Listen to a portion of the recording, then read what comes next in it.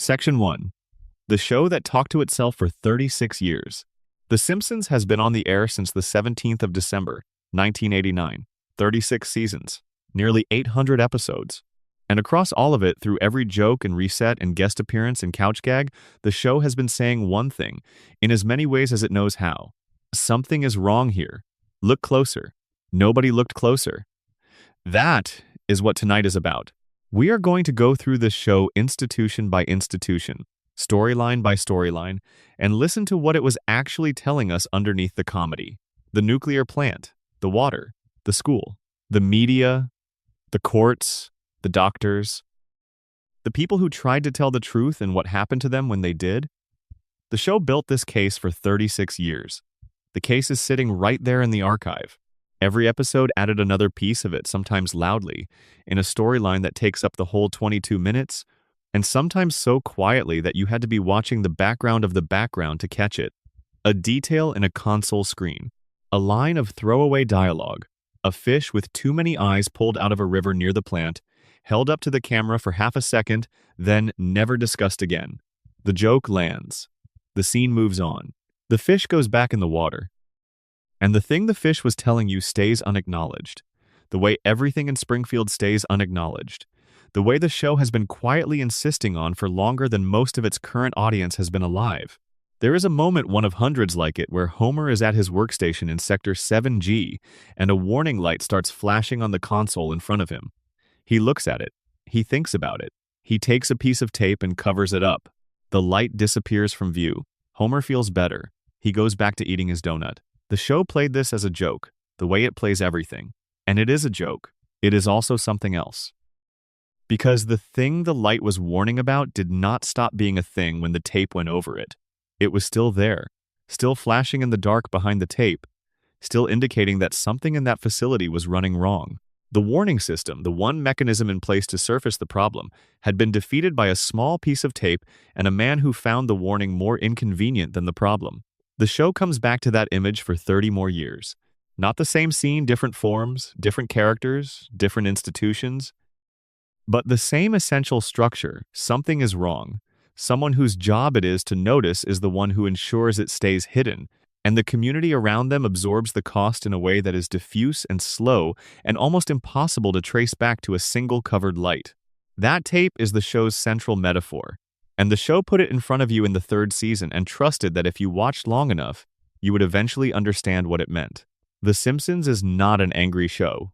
That is the thing that makes what it does so unusual.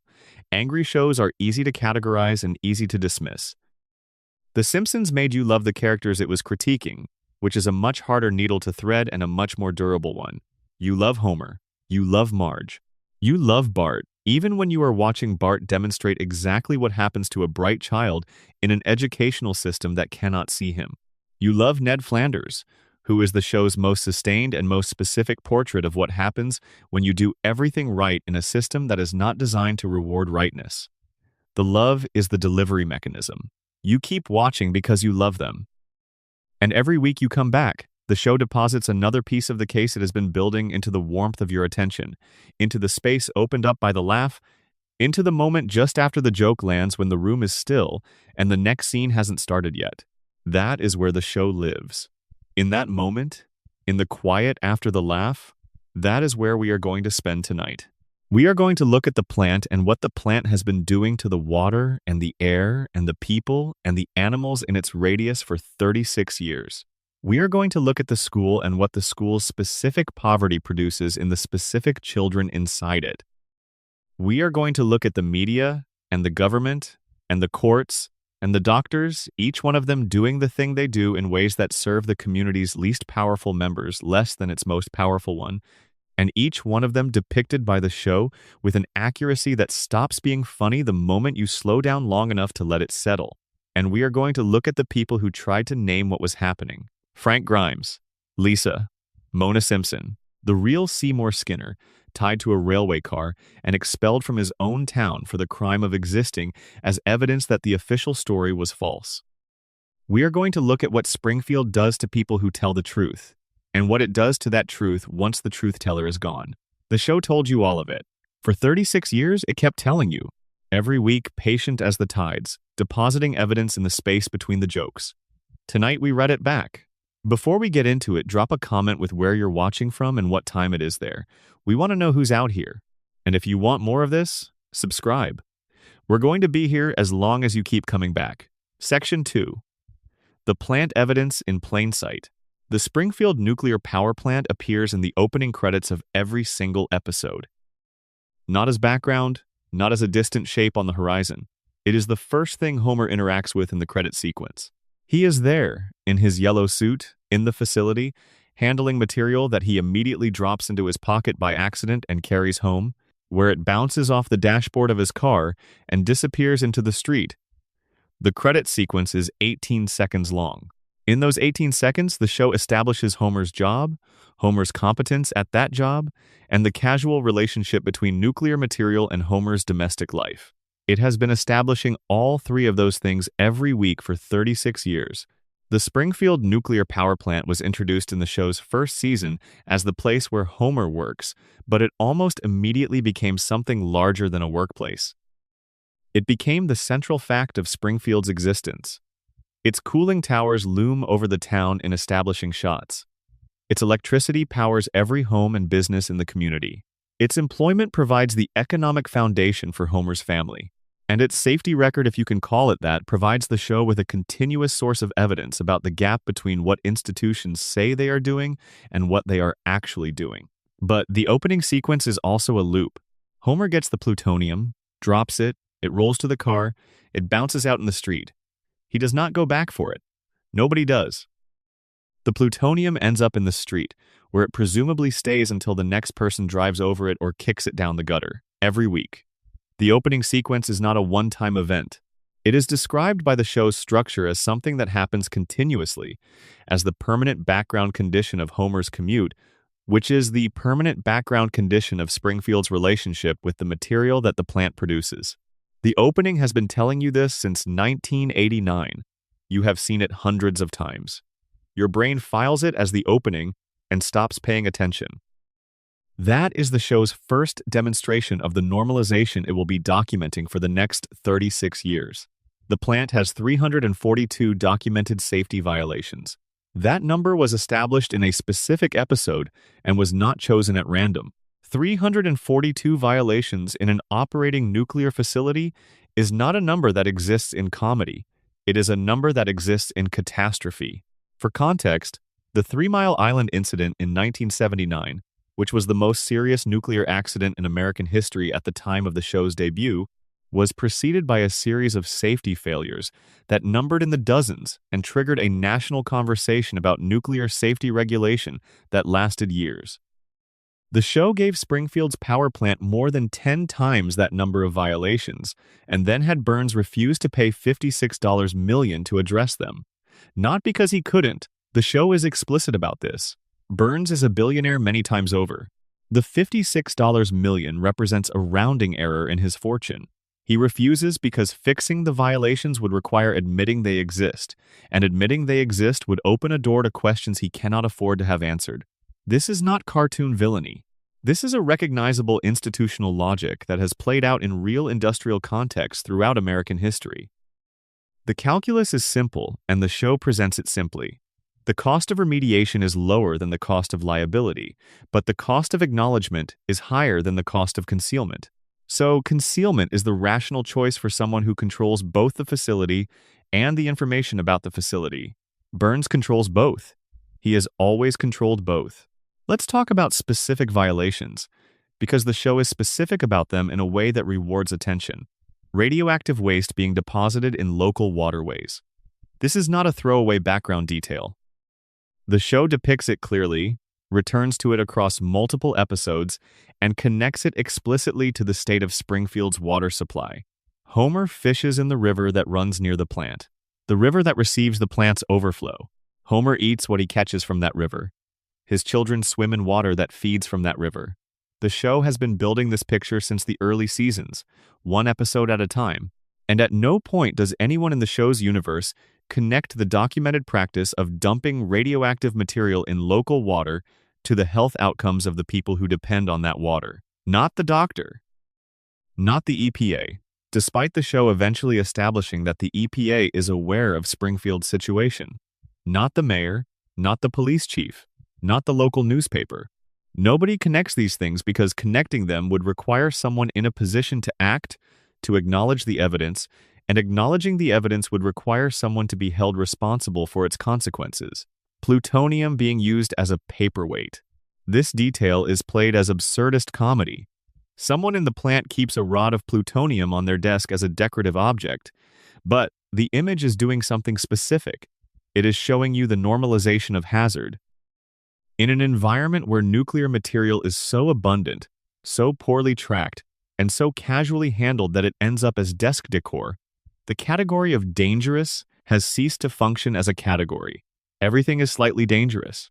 Nothing is treated as specifically dangerous. The concept of appropriate handling has dissolved into a general atmosphere of low-level hazard that nobody marks as unusual because it has been the baseline for so long. This is how industrial contamination actually spreads. Not through dramatic incidents, but through the erosion of the category of normal. Once normal includes a certain level of toxin, the toxin has to exceed that level before anyone notices it, and by the time it exceeds that level, the original level of exposure has already caused its damage without generating any data about it because nobody was monitoring it. The cooling towers patched with chewing gum. Again, comedy? Yes. But the cooling towers in a nuclear facility are not decorative. They are the primary heat dissipation mechanism for the reactor. A cracked cooling tower is an ongoing failure in one of the most critical safety systems in the plant. Patching it with chewing gum means that nobody with authority to authorize actual repairs was made aware of the problem, or someone was made aware and decided that gum was an acceptable solution, which tells you something very specific about the culture of the facility. The show gives you these details and moves on. It does not linger. It does not underline them with dramatic music or a character delivering exposition about what they mean. It drops the detail, gets the laugh, and continues. Because lingering would feel like a lecture, and lectures are easy to tune out. Brief, specific, accurate details embedded in comedy are much harder to unknow. The luminous rats. There are rats in the plant. They glow. They have been living in the facility long enough, and in proximity to enough radioactive material, that their biology has been altered in a visible, measurable way. They emit light. The show presents this as a background detail, something funny in the corner of a frame, the kind of thing you might miss if you blink at the wrong moment. But it is actually one of the most precise pieces of evidence in the show's long-running case about the plant. Because rats reproduce quickly, they pass traits to their offspring within a few generations. The luminous rats in the plant are not anomalies, they are a population. A stable population of visibly mutated animals living inside the facility and presumably moving through its infrastructure, through the ventilation systems, through whatever gaps and passages connect the plant to the surrounding environment. Animals do not glow. Not under normal biological conditions. The specific mechanism for biological light emission is well understood and extremely rare in mammals. For a population of rats to have developed visible bioluminescence, they would need to have been exposed to levels of radiation sufficient to cause heritable genetic changes across multiple generations. Think about what that means for the timeline. For the luminous rat population to exist as a stable, heritable characteristic, the contamination in the plant would have to have been ongoing for long enough to affect multiple generations of rats. Given the reproductive rate of rats, that is, at minimum several years of consistent radiation exposure in the parts of the plant where the rats live. Homer has been working in this facility for the entirety of his adult life. He walks through the same corridors as the luminous rats. He breathes the same air. He has lunch in the same building. The rats tell you something the plant's official records would never confirm. The contamination is not occasional, not accidental, not a recent development. It is chronic, widespread, and old enough to have rewritten the DNA of the facility's resident fauna. Now consider Homer himself. The show has been very careful, across many seasons, to document Homer's physical characteristics in a way that connects them to his environment.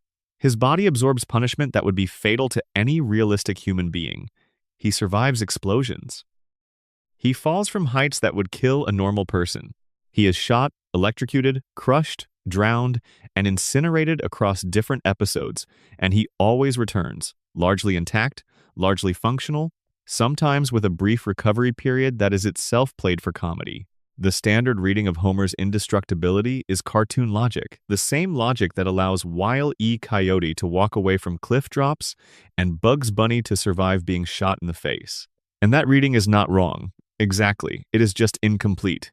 Because the show has also given Homer a specific biology that is described, in canonical episodes, as genuinely aberrant, his IQ has been measured. His brain has been examined. The crayon episode is usually discussed in the context of the Homer's coma theory or the radiation theory, but what it actually establishes, in plain dialogue, is that Homer's cognitive function has been reduced by a physical object that has been lodged in his brain for decades and that no medical professional in Springfield noticed or addressed. The episode does not ask you to accept this as cartoon logic. It depicts it through the visual language of a realistic medical examination, doctors, X-rays, a diagnosis that is treated with the gravity of an actual diagnosis. Homer's brain damage is presented as a real thing, a genuine fact about his biology that has shaped who he is and how he functions throughout his life. His brain damage is real within the show's logic. His impossible recovery rate is consistent with his brain damage. These two facts, taken together, suggest something about what the plant has done to Homer that goes beyond what any individual episode says explicitly. The German Investors episode is one that the show's fan community has discussed primarily in terms of Burns' strategy for maintaining Homer's employment. But there is a detail in it that is more important than Homer's job security. When the German investors purchase the plant and conduct their initial assessment of the facility, the cost estimate to bring it up to code nearly bankrupts them. Not inconveniences them, nearly bankrupts them. These are described as wealthy investors, people with significant capital specifically targeted at acquiring this kind of industrial asset. The cost of legal compliance in Springfield's nuclear facility is so far beyond what they anticipated that it threatens the viability of their entire investment. What does that cost represent? It represents the accumulated backlog of deferred maintenance, unaddressed violations, and structural deficiencies that Burns has been allowing to compound for years, possibly decades. Each violation that goes unaddressed does not sit static, it deteriorates. Equipment that needs replacement becomes equipment that needs emergency replacement. Contamination that could have been contained spreads further and requires more extensive remediation.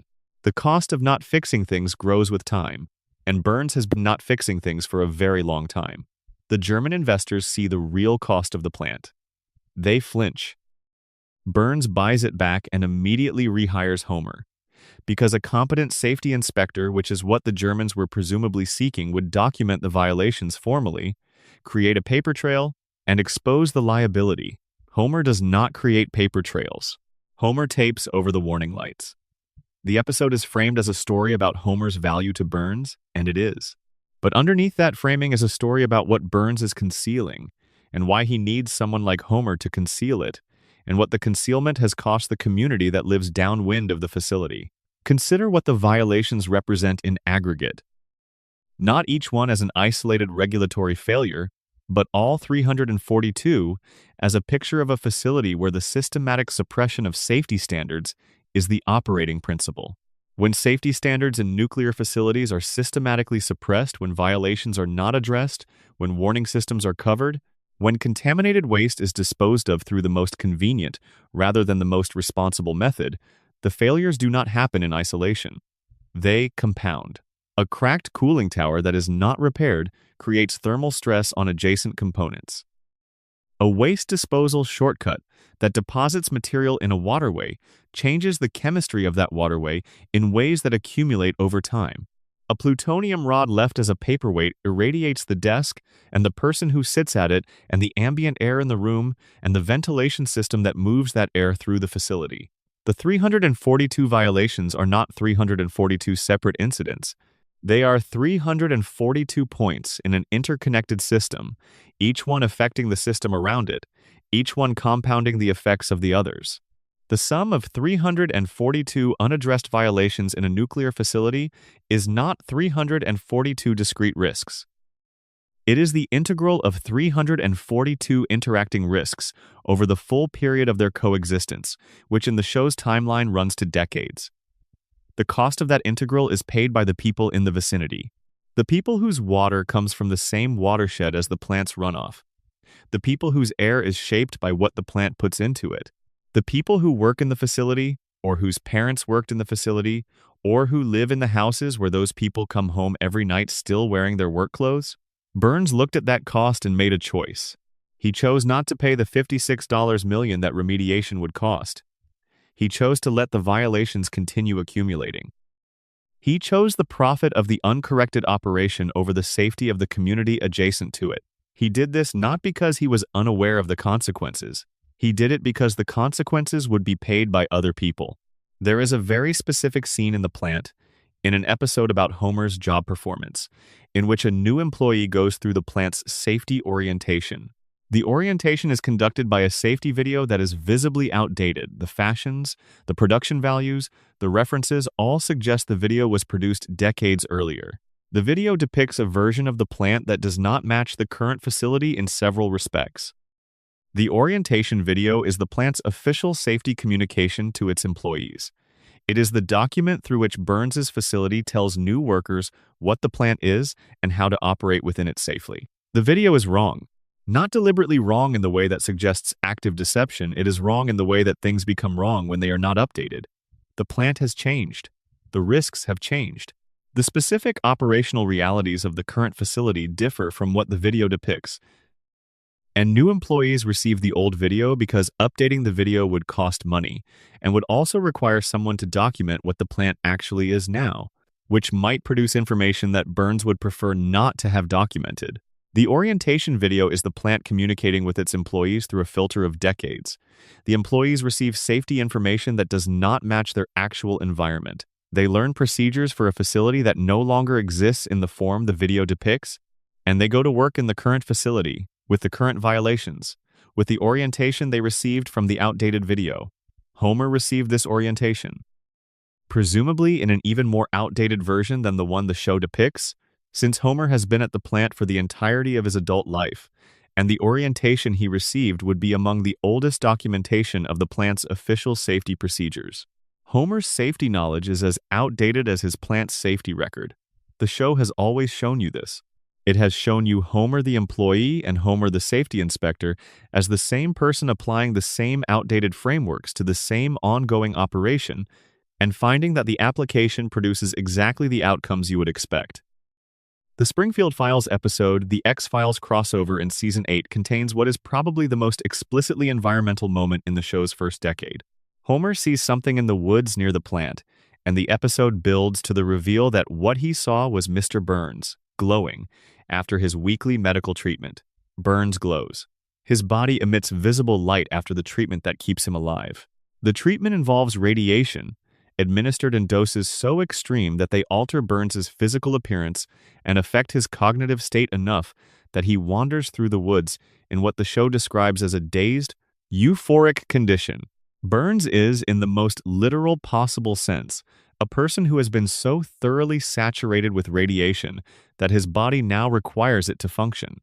He is not exposed to radiation incidentally, the way the workers at his facility are.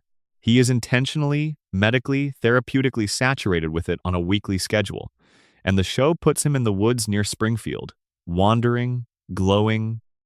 Homer sees this glowing figure and concludes it must be an alien from another planet, because the idea that it could be a human being, specifically the human being who owns the facility that dominates the town's skyline, does not occur to him.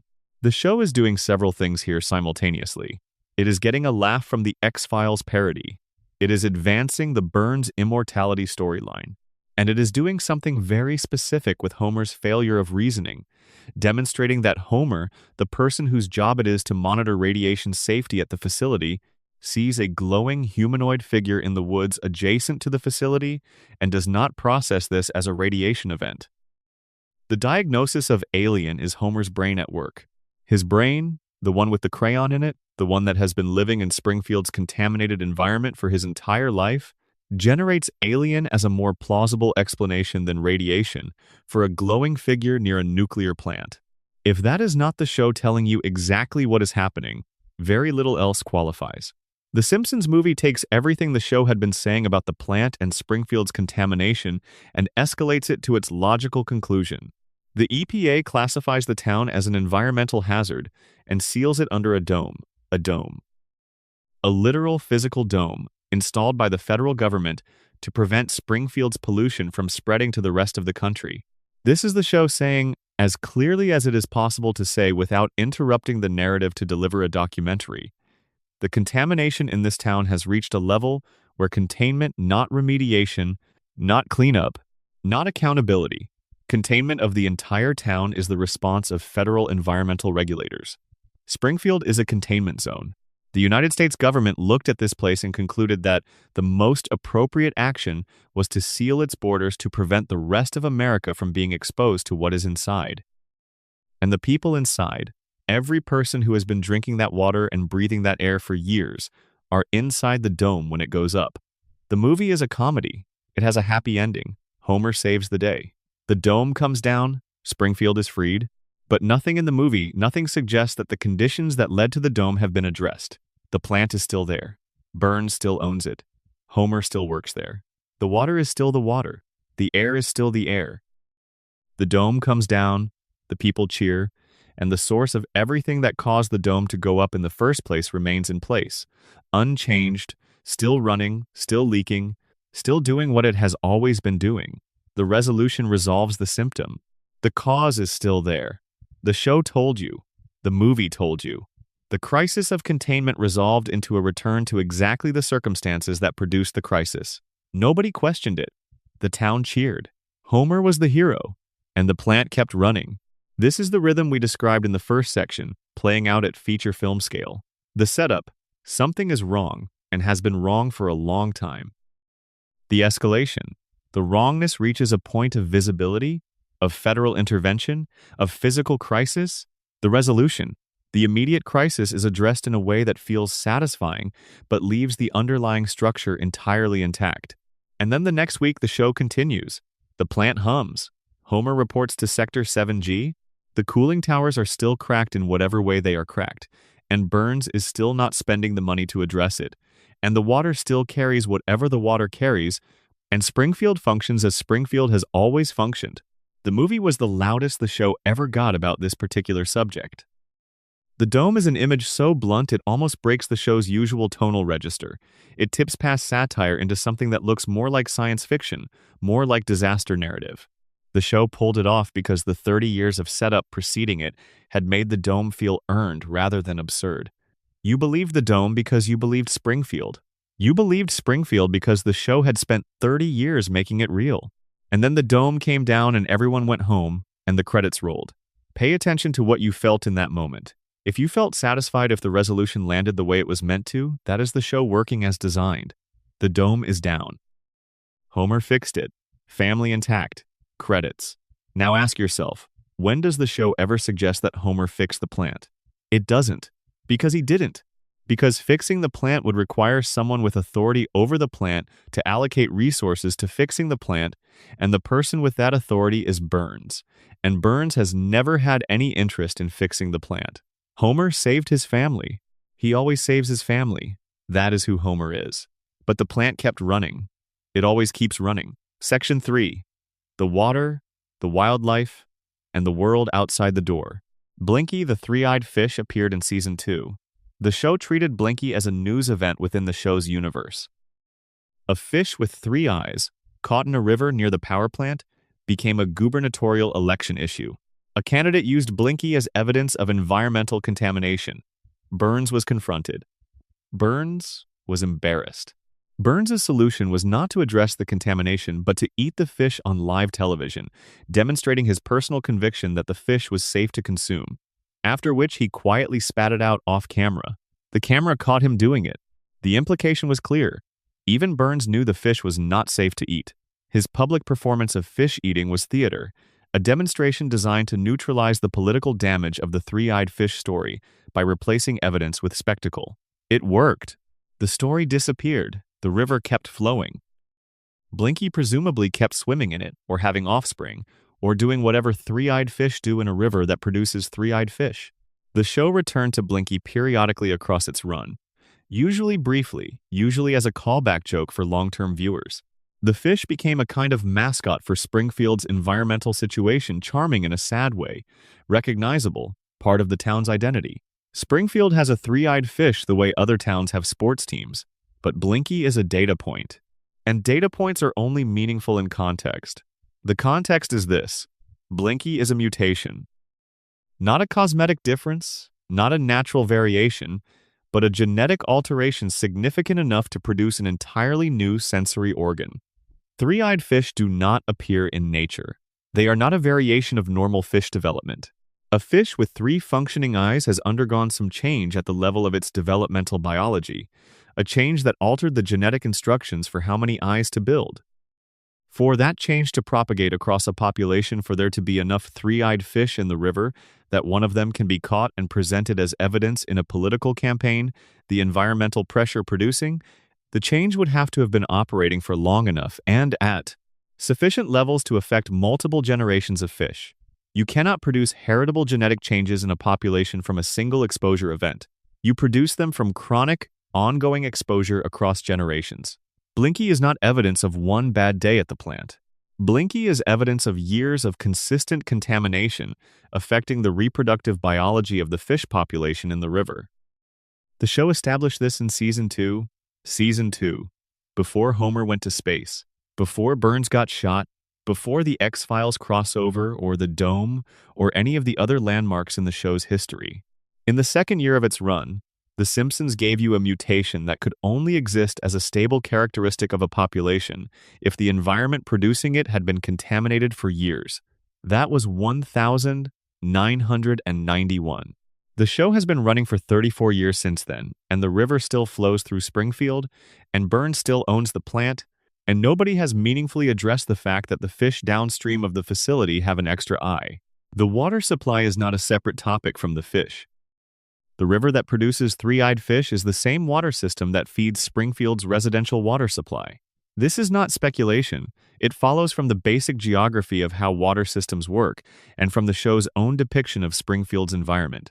If the fish in the river have mutations consistent with multi-generational radiation exposure, the people drinking water that draws from the same system have been consuming that water for the same period. Fish are a useful indicator species precisely because they live in the water continuously. Their health reflects the cumulative quality of that water in a way that human exposure, which involves filtering, treatment, and dilution, might soften but cannot eliminate. What the fish show you about the river, the people show you about themselves, just more slowly, just less visibly, just in ways that are easier to attribute to other causes and harder to trace back to their source. This is how environmental contamination works in practice, not in disaster movie shorthand. It is not a plume of green smoke. It is a population that is slightly sicker than it should be, in ways that require epidemiological analysis to detect, over timescales that outlast individual political careers and regulatory appointments. By the time the statistical signal is clear enough to be undeniable, the people who made the decisions that produced it have moved on, and the people suffering the consequences are left trying to prove a chain of causation that the passage of time has made difficult to reconstruct. The Simpsons shows you this too. It shows you Springfield's medical community, which we will examine in detail in a later section, as a group of professionals who are seeing the downstream consequences of environmental contamination without connecting them to their source. Not because they are incompetent, but because the connection is not easy to make without data that has never been systematically collected. Who would collect it? The plant does not collect it. The town government, which depends on the plant's economic presence, does not collect it. The EPA, as the Dome makes clear, eventually becomes aware of the overall situation, but by the time they act, the acting is crisis management rather than prevention. The data that would tell you the truth about Springfield's water and Springfield's health outcomes does not exist, because the people who would generate that data have reasons not to. That is also something the show has been telling you. The absence of evidence is evidence of a system that has been organized to prevent its own documentation. The animals in Springfield are a catalog of environmental evidence that the show has been building for decades. There are the luminous rats in the plant. There is Blinky in the river. There is Santa's little helper, the Simpson family dog, who the show has consistently depicted with the same slightly off-normal physical characteristics as his owners, the bulging eyes, the proportions that deviate from typical canine anatomy in the same direction that Springfield's human residents deviate from typical human anatomy. Santa's little helper is not a mutant in any dramatic sense. He is a greyhound who lives in a house in Springfield and eats food in Springfield and drinks water in Springfield and breathes air in Springfield. His eyes are the eyes of a dog who has lived his whole life inside the same environmental conditions as his family. The show also gives you, across various episodes, wildlife that behaves in ways inconsistent with healthy ecosystems. The gorge near Springfield, a recurring location, has been depicted as a dumping ground for various waste products. The forest near the plant has been the site of enough strange events that it has accumulated its own mythology in the show's lore. The environment around Springfield is not described in the terms of a healthy natural landscape. It is described in the terms of a landscape that has been under pressure, that has been absorbing what the town and the plant produce, that has been changed by decades of proximity to a facility that changes things. None of this is presented with the drama of an environmental documentary.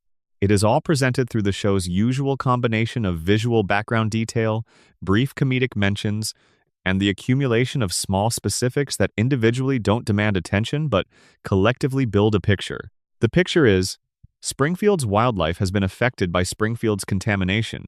The wildlife lives in the same ecosystem as Springfield's people. The same water, the same soil, the same air. What happens to the animals in a contaminated environment eventually happens to the people in a contaminated environment. It just takes longer to see. The show has a recurring visual motif that almost nobody talks about in this context, but that becomes very significant once you start looking for it. Guest characters, people who come from outside Springfield, who were not born there and do not live there, look different. Their faces are proportioned differently. Their eyes sit differently on their faces. Their skin is a different color. They look, in the visual language of the show, more like realistic human beings and less like the exaggerated, slightly alien figures that make up the permanent population of Springfield. The show has always maintained that this is an art style choice, and at a production level, it is. Guest characters are designed with more realistic proportions to differentiate them visually from the regular cast, but within the logic of the show's universe, that visual differentiation is doing something. It is showing you, every single time a guest character appears, a visible contrast between what the people of Springfield look like and what people who do not live in Springfield look like. The people of Springfield have yellow skin. Not jaundiced yellow, not pale yellow, but the specific, consistent yellow that covers every permanent resident of the town without exception. Their eyes protrude. Their mouths are configured differently from those of the guest characters. Their proportions diverge from standard human anatomy in a direction that is consistently shared across the entire population.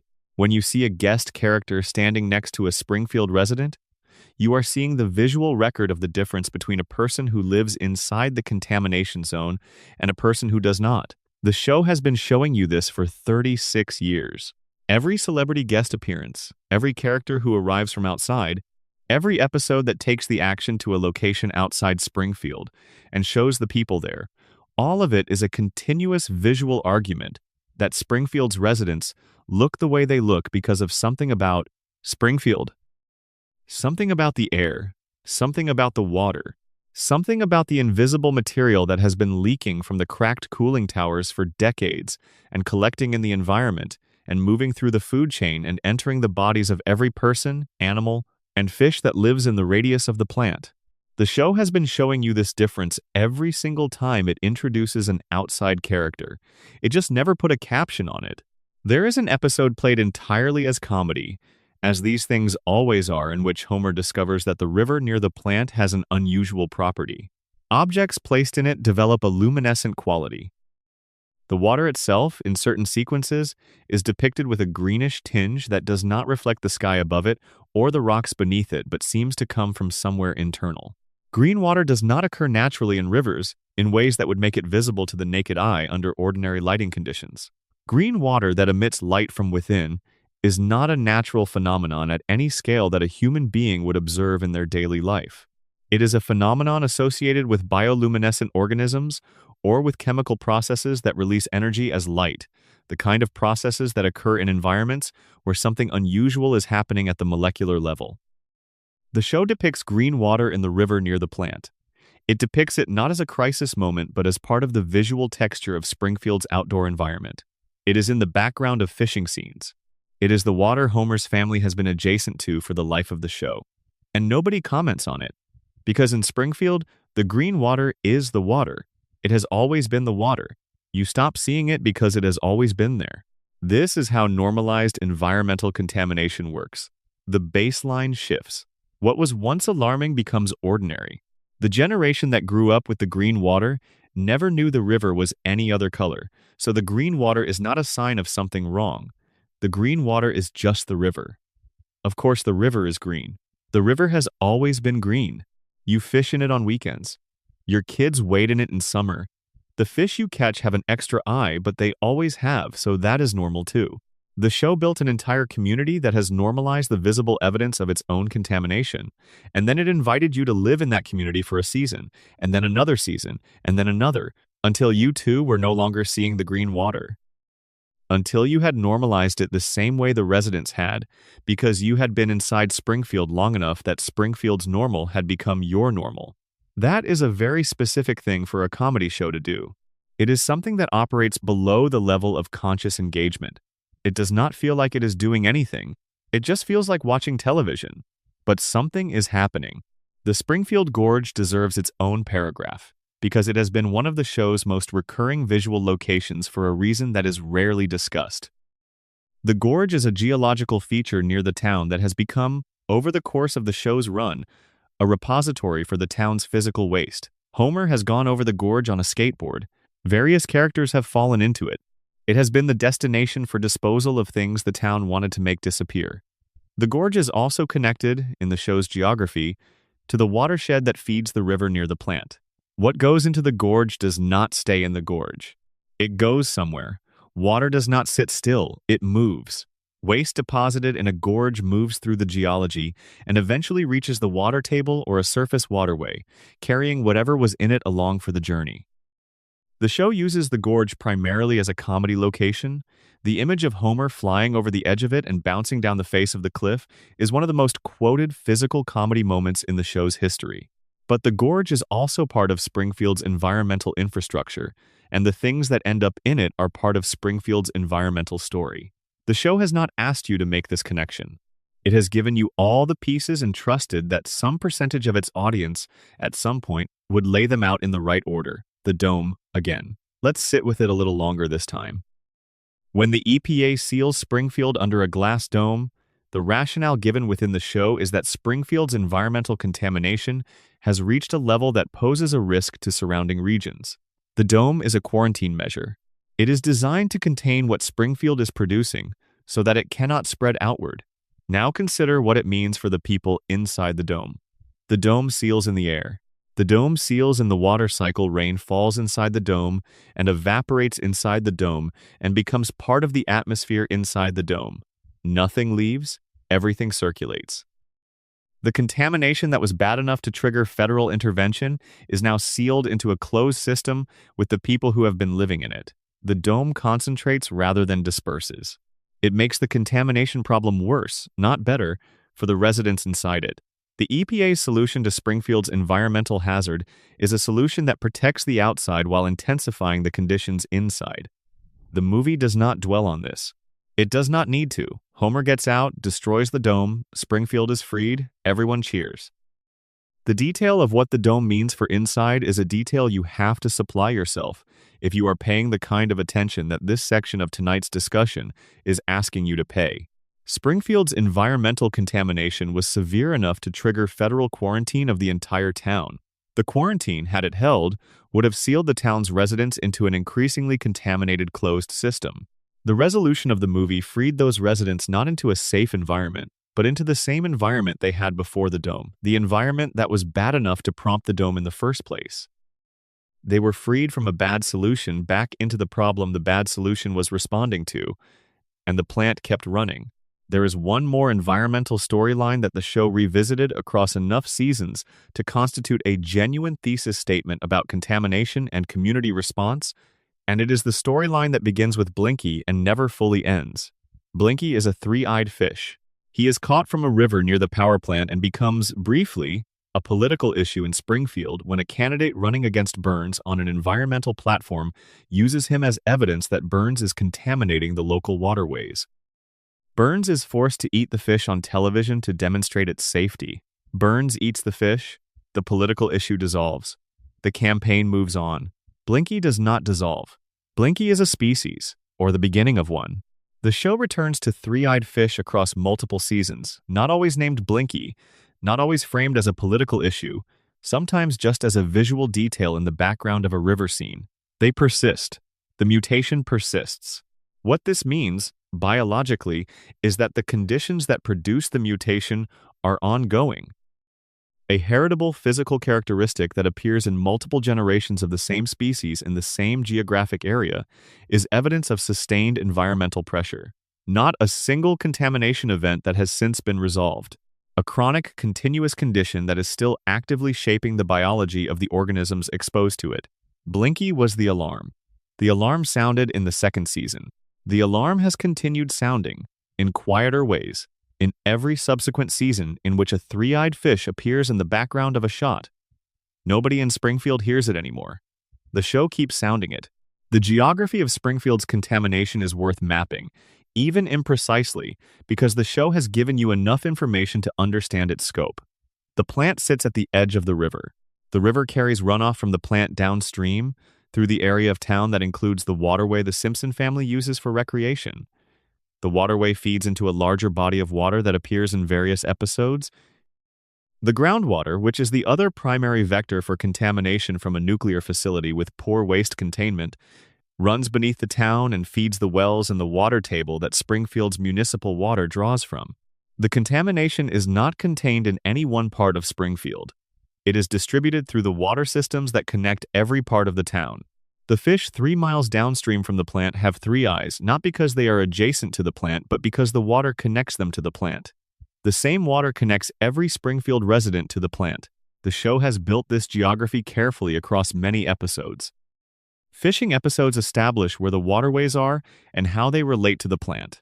Background details in various seasonal episodes show the river at different points in its course through town. The dome in the Simpsons movie requires the contamination to be spatially bounded, which means the EPA, in the film, understood the contamination as spread throughout the area the dome covers. The dome covered the whole town. Every resident inside it, when the dome went up, was already inside the contamination zone. Springfield is not adjacent to a contaminated site. Springfield is inside one. The animals are the most honest witnesses Springfield has. They do not have the capacity to normalize what has been done to their biology. They do not participate in the social contract that makes it impolite to look too directly at the 3 eyes or the green glow or the teeth that are not quite right.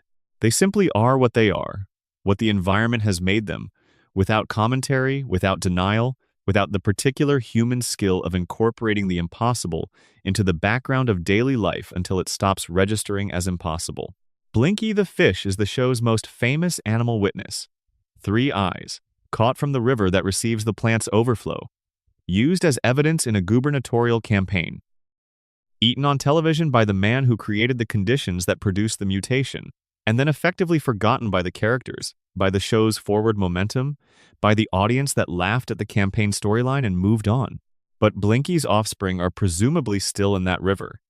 The mutation that produced him did not die when Blinky was eaten. It is in the population. It is in the water that produced the population.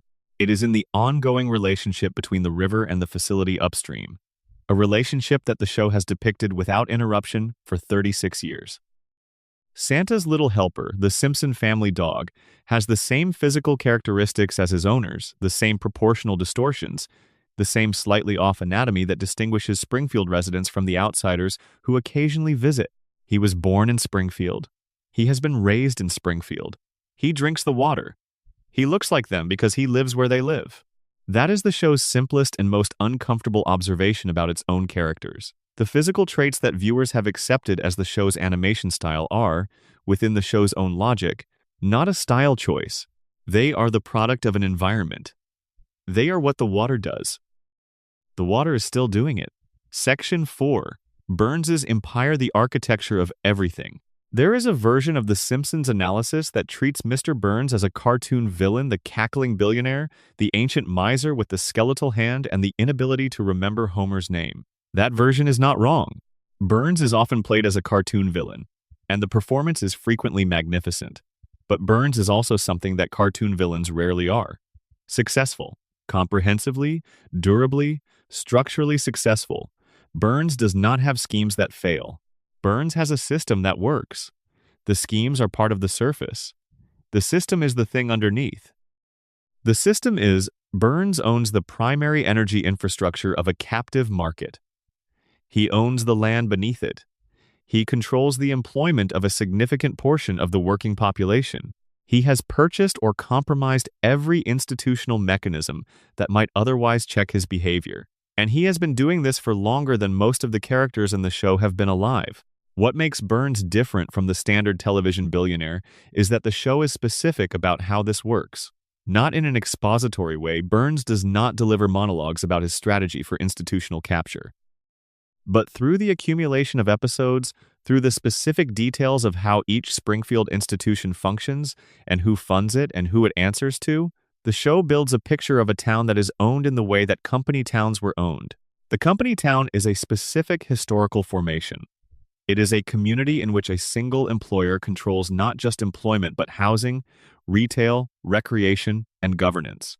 Workers in a company town are not merely employees, they are tenants and customers and constituents of the same entity, a situation that makes resistance extremely costly because the cost of losing your job is the cost of losing everything that depends on your job. Springfield is not labeled a company town. It does not have the visual iconography of the historical company town, the row houses, the company store, but its economics are those of a company town. Burns provides the electricity and the employment. His economic presence funds the tax base that funds the town's institutions. His influence shapes the political environment that regulates his own facility. The revolving relationship between Burns's plant, Springfield's economy, and Springfield's governance is not a conspiracy in the dramatic sense. It is a structure. Structures do not require active maintenance. They persist through inertia, through the accumulated decisions of many people who are each individually responding to the incentives in front of them. Let's trace the money. The plant employs a significant portion of Springfield's workforce. These workers pay taxes that fund the municipal budget. The municipal budget funds the institutions that serve the community: the schools, the roads, the police, the courts, the parks. Burns's plant is, in a direct fiscal sense, the foundation of Springfield's public infrastructure. This means that any action that damages the plant, a shutdown, a major fine, a forced remediation that costs so much it threatens the plant's profitability, damages the municipal budget and, by extension, the institutions that depend on it. Closing the plant does not punish Burns alone. It punishes every Springfield resident who depends on the public services that the plant's tax contributions support. Burns has never articulated this logic in any speech. He does not need to. Every Springfield politician understands it implicitly because it is the first fact of Springfield's economic reality. You cannot attack the plant without attacking the town. You cannot hold Burns accountable without creating consequences for people who had no role in his decisions. This is why Mayor Quimby, who is depicted as corrupt in ways that have nothing to do with Burns specifically, never meaningfully challenges Burns. It is not primarily about bribery, though bribery is available. It is about the underlying reality that challenging Burns is politically costly in a way that is independent of whatever Burns offers as an inducement to cooperation. The show makes this visible through the specific way it depicts Springfield's political life. The town has elections, it has a mayor, it has a city council, it has the formal apparatus of democratic governance. And all of that apparatus is oriented, without explicit coordination, toward not doing anything that would damage the primary economic driver of the community. This is not conspiracy. This is how economies and politics interact in communities that are economically dependent on a single major employer. The Simpsons is not inventing this dynamic, it is depicting it. The show explores the possibility of Springfield's economic life without the plant in the German investors episode, as we discussed in the previous section. The German investors' cost estimate nearly bankrupts them. Burns buys the plant back. Homer is rehired. This sequence is important for what it implies about alternatives. The German investors were presumably competent business people who entered the acquisition with the intent to operate the facility profitably. When they realized the actual cost of operating it legally, the cost of remediation, of compliance, of bringing the facility up to code, they found that cost incompatible with profitability, which means that the plant as Burns operates it, with 342 violations and cracked cooling towers and radioactive waste in the river, is only profitable because those costs are being externalized. Burns is making money because he is not paying for the consequences of how he makes money. Those consequences, the contaminated water, the health outcomes, the environmental damage, are being paid by the community, by Springfield. The plant is profitable because Springfield subsidizes it with its health and its environment. Every violation Burns refuses to address is a cost he transfers to the people who live downwind of the facility. Every dollar he saves by not remediating the contamination is a dollar that will eventually be paid, in one form or another, by the people whose water carries what the remediation would have removed. The show built this economics into the structure of the plant storyline in a way that is accurate and specific, and represents a real model of how certain kinds of industrial externalization function in practice. And then it gave it to Homer as his job, because Homer is the person the audience loves and follows, and loving Homer means spending time in the plant, which means the audience has decades of familiarity with a facility whose economics represent one of the most significant forms of corporate cost transfer in the American industrial landscape. You know the plant. You know Homer's workplace. You have spent 30 years there, in the warm familiarity of Homer's terrible day at work. The show has been asking you, in its patient way, to look around that workplace and see it clearly.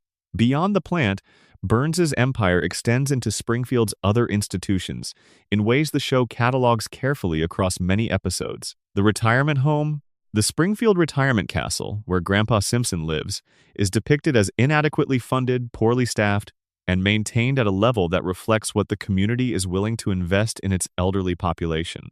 This is not framed explicitly as a Burns story in most episodes, but the retirement castle's budget depends on the same municipal funds that depend on the same tax base that depends on the plant. When Burns chooses not to spend on the plant's upkeep, that choice has downstream effects on everything the plant's taxes support, including the services available to the town's most vulnerable residents. The show visits the retirement castle frequently. It depicts the residents there as people who have been effectively set aside, not maltreated in any dramatic sense, just warehoused with minimum viable attention, left to their routines, in an environment that reflects the economic low priority of elderly people who are no longer participating in the economic life of the town that built the home. Grandpa's experience at the retirement castle is one of the show's consistent emotional threads. His stories are not believed. His opinions are not sought. His presence in public life is minimal. He is the past, and Springfield has very little use for the past. But Grandpa knows things. He knows about Burns's history, about the deal he made to secure Homer's employment, about the broader context of how Springfield came to be what it is.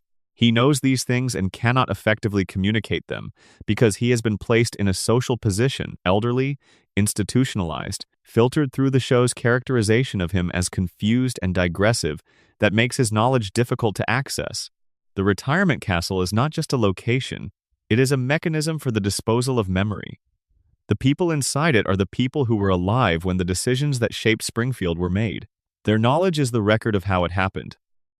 And the institution that contains them ensures that knowledge remains inaccessible. The school represents another dimension of Burns's structural dominance over Springfield, and it is one that the show treats with particular care because of what the school represents symbolically. The school is where the next generation is formed. What children learn there, what they are exposed to, what values and skills and frameworks for understanding the world they carry out of those classrooms. All of this shapes the future in a way that the present cannot entirely control. Burns's relationship to Springfield Elementary is primarily depicted through the episode that precedes the Burns shooting, the discovery of oil beneath the school, Burns's appropriation of that oil, and the gutting of the school's already anemic budget that follows. The school is poor. It is established as chronically underfunded across many episodes preceding the oil storyline. The cafeteria serves food that is specifically described as inadequate in multiple episodes. The music program is eliminated, then restored, then under threat again. The building itself is in a state of physical decay that mirrors the power plants not because anyone is deliberately neglecting it, but because there is never enough money to do more than manage the immediate crisis. And the reason there is never enough money is connected to the same reason there is never enough money for anything in Springfield that depends on the municipal budget, which traces back to the tax base, which traces back to the plant. We will examine the school in much greater detail in the next section. For now, the point is that the school's poverty is not incidental to the Burn storyline, it is part of it. Section 5. Springfield Elementary, the school that was built to fail. Springfield Elementary is one of the most consistently depicted institutions in the show, and what it depicts is specific. A public school that is chronically underfunded, housed in a deteriorating building, staffed by a principal whose authority is compromised from above and below, and populated by children who deserve better than any of it. The show loves Springfield Elementary the same way it loves everything about Springfield, with the particular affection of something that breaks your heart a little. The school is not a symbol. It is a place where real things happen to the children who attend it, and those real things are shaped by the material conditions of the institution in ways that the children are too young and the adults are too embedded to articulate clearly. Let's start with the building itself. Springfield Elementary is depicted across many episodes as a structure in various states of decay. The boiler room, under the maintenance of groundskeeper Willie, is one of the recurring locations that the show uses to establish the school's physical condition. It is dark, cramped, and heated by equipment that is old enough to have its own mythology. The school's pipes are a problem. The school's electrical systems are a problem. The infrastructure of the building is consistently described, through throwaway lines and visual background details, as inadequate and in need of attention it never receives. This matters because school buildings are not cosmetic. The physical environment in which children learn affects how they learn. Temperature regulation, lighting quality, air quality, acoustic conditions. All of these factors have documented effects on cognitive function and on the ability of both students and teachers to engage productively in educational work. A school with a poorly maintained boiler is a school where the heating fails in winter. A school with inadequate lighting is a school where children strain to see their work. A school with old ventilation is a school with air quality problems that produce exactly the kind of low-grade cognitive fog that makes it harder to concentrate. The show has given you, in visual detail, an educational environment that is physically compromised in ways that work against the educational mission of the institution. And then it has populated that environment with children from working-class families, children who do not have the educational resources at home that might compensate for the school's deficiencies, and expected those children to succeed. Bart Simpson fails in this environment. Not because Bart is stupid, the show establishes repeatedly that Bart has ability, intelligence, creativity, and a specific kind of problem-solving intelligence that has simply never found a context in which it is recognized as valuable. Bart fails because Bart is in an environment that is not designed for the kind of mind Bart has, and that environment has limited resources to adapt to him. The show frames Bart's failure primarily as a comedy subject: bad grades, detention, the recurring threat of being held back. But underneath the comedy is a portrait of a child whose educational setting is not meeting him where he is, and whose family does not have the resources to supplement what the school provides. Principal Skinner deserves a sustained examination in this context, separate from the Tamzarian revelation that we discussed earlier in the broader context of Springfield's relationship with truth. Skinner runs the school. He is depicted, across many episodes, as someone who is trying. He is a veteran. He has internalized a set of values about discipline and duty and institutional loyalty that inform how he approaches his role. He is not lazy. He is not indifferent to the students in his care. He is, in many episodes, depicted as genuinely caring about the school and its mission. What he is also is institutionally constrained in ways that prevent him from addressing the school's most fundamental problems. The school board is above Skinner. Superintendent Chalmers is above the school board. The funding that the school receives comes from the municipal budget that comes from sources Skinner has no control over. Every decision that matters: budget, staffing levels, building maintenance, curriculum, is made above Skinner's level by people who respond to different incentives than the ones that shape Skinner's day-to-day experience. Skinner is the face of the institution for the students and parents who interact with it. He is present. He is accountable in the direct personal sense. When a parent is angry, Skinner is there to receive the anger. When a student is struggling, Skinner is there to apply whatever limited resources the school can offer. He is the human representative of an institution whose most important decisions are made by people who are never in the building. This is a very specific institutional position, and the show renders it very specifically. Skinner sweats the details because the details are what he can affect. He cannot get the boiler replaced. He cannot restore the music program's budget. He cannot change the lunch program's funding levels or hire more teachers or improve the building's physical condition. What he can do is show up every day and manage within his constraints with a combination of optimism and suppressed despair that is one of the show's most humanly observed character studies. The Tamzarian revelation complicates this portrait in ways that the show's detractors tend to read as damaging to the character. But it is also possible to read it as deepening. Skinner or Tamzarian built an identity inside an institution that gave him a purpose he had not had before. The school gave him a self. The constraints of the institution became the structure of his life.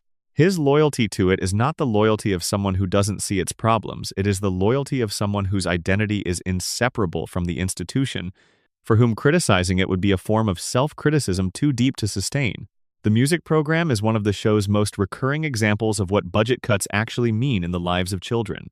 Lisa's saxophone is the instrument of her soul. The show establishes this clearly and returns to it constantly. Lisa plays because she must. The music is her primary emotional outlet, her primary form of communication with her own inner life, her primary connection to something larger than Springfield and her family, and the constraints of being 8 years old in a world that does not always want what she has to offer. The music program at Springfield Elementary provides Lisa with access to instruction, to ensemble experience, to a structured context for her musical development.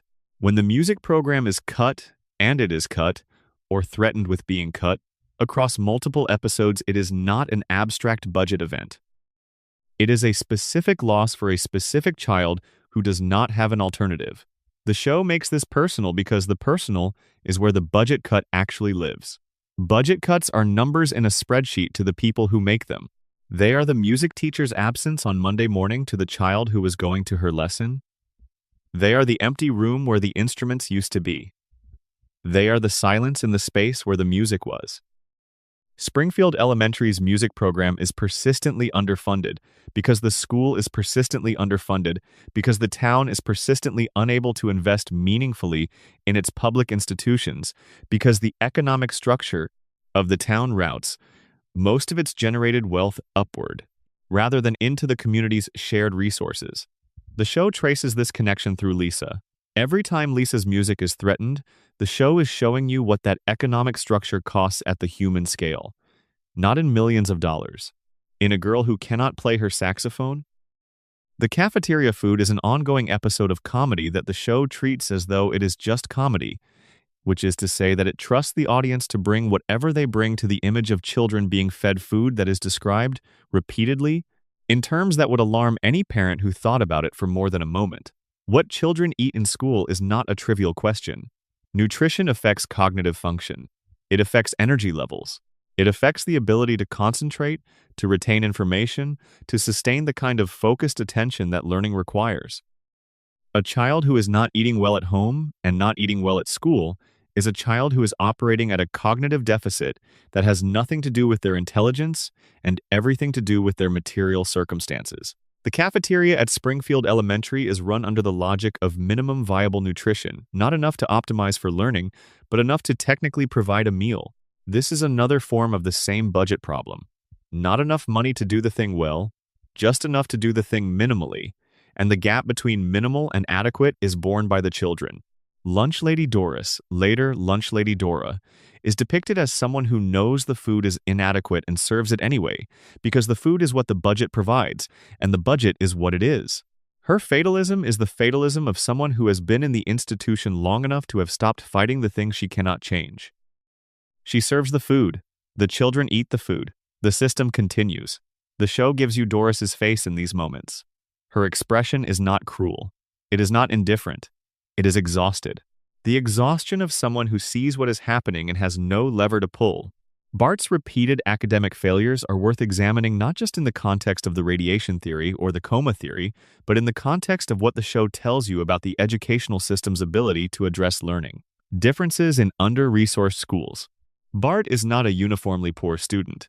There are areas in which he performs well. He has street intelligence, social intelligence, creative problem-solving ability, and a capacity for improvisation that the show demonstrates consistently across many episodes. He is not stupid.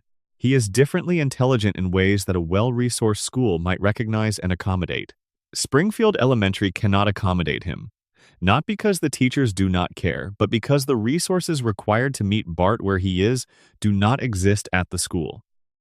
The institutional response to Bart's academic difficulty is detention, repetition, and the threat of retention, the same tools the school applies to all students, regardless of whether those tools are appropriate to the student's specific situation. This is not a critique of the teachers. Mrs. Krabappel, who is Bart's primary teacher across many seasons, is depicted as someone who has made a specific kind of peace with the institution. She teaches within it. She is not entirely unhappy within it. She has a life that is larger than her professional role. She is not a villain and she is not a saint. She is a teacher at an under-resourced public school doing a job that is harder than it needs to be because the school does not have what it needs. The show loves Mrs. Krabappel. It finds her funny and human and specifically observed. And through that love, through those seasons of watching her teach in that classroom, it builds a portrait of a public school teacher that is more accurate and more complex than almost anything else in American television. She deserves better resources. Her students deserve better resources. The fact that they do not have them is not a mystery that requires explanation. It is the direct result of a town whose economic structure does not invest adequately in its public institutions. The show has told you this. It has told you through Bart's grades and Lisa's music program and the cafeteria food and Skinner's sweating and Krabappel's sigh. It told you at the beginning of every school year for 30 years. Nobody made the connection to the plant. Section 6, the Media Blackout Channel 6, and the Missing Story. Kent Brockman has been on the air in Springfield for as long as the show has been on the air. He is the face of Springfield's local news, the voice of civic information, the person whose job it is to tell the community what is happening in the community. He is also, consistently, one of the least effective journalists in the history of fictional television. Not because Kent is stupid. He is not stupid. He has the presentation skills of a professional broadcaster, a well-developed sense of narrative, and a genuine understanding of what makes a story engaging. He is also vain, easily distracted by personal opportunity, willing to accept the framing provided by his sources, and fundamentally uninterested in the kind of sustained investigative work that the biggest story in Springfield would require. The biggest story in Springfield is, the nuclear plant is contaminating the town, has been doing so for years, and the owner of the plant has sufficient influence over the political and regulatory environment to prevent meaningful accountability. This story has never aired on Channel 6. It has never been reported in Springfield's newspaper. It has never been the subject of a sustained investigative effort by any of Springfield's journalistic institutions. The three-eyed fish story came close. It broke, it generated national attention, it became a political issue. And then Burns ate the fish on television and the story died. The follow-up story, what caused the fish? What is still in the water? What does this mean for the people who drink it was never pursued? This is the show telling you something very specific about how local news works in communities where the primary employer is also the primary advertiser or the primary source of politically connected information. The incentive structure of local news in a single employer town runs directly against the kind of sustained accountability journalism that the town most needs. Channel 6's news coverage across many episodes follows a pattern that is recognizable as local news in general and as compromised local news in particular. Stories are breaking news stories, things that happen today, things that are happening now, things with visual drama and immediate emotional resonance, house fires, car chases, weather emergencies, civic events. The kind of news that can be covered in a single day with a camera and a microphone, and that does not require weeks of document review and source development, and the kind of patience that investigative journalism demands. Stories are resolved within the news cycle, Something happens, Kent reports it, there is a follow-up, and then the story closes. The kind of story that requires sustained attention, that accumulates evidence over months, that involves document requests and expert analysis, and the patience to wait for information that institutions do not want to provide. These stories are structurally incompatible with the rhythms of Channel 6's daily news, production, and the biggest story in Springfield, the contamination story, the plant story, the burn story, is exactly the kind of story that requires sustained attention. It is not a breaking news event. It is a condition. It does not happen on a particular Tuesday.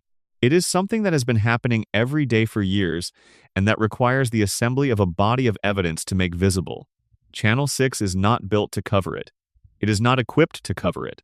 And even if it were, there is the question of ownership. Who owns the station? The show does not always make this explicit, but Springfield's media ecology is not complex. In a town where Burns controls the major economic infrastructure, the question of who owns the local television station is not a question without an answer. The answer is someone whose interests are aligned with Burns's in some way, because in Springfield, the interests of the major economic interests are aligned because everyone in the institutional landscape of Springfield is downstream of the same economic reality.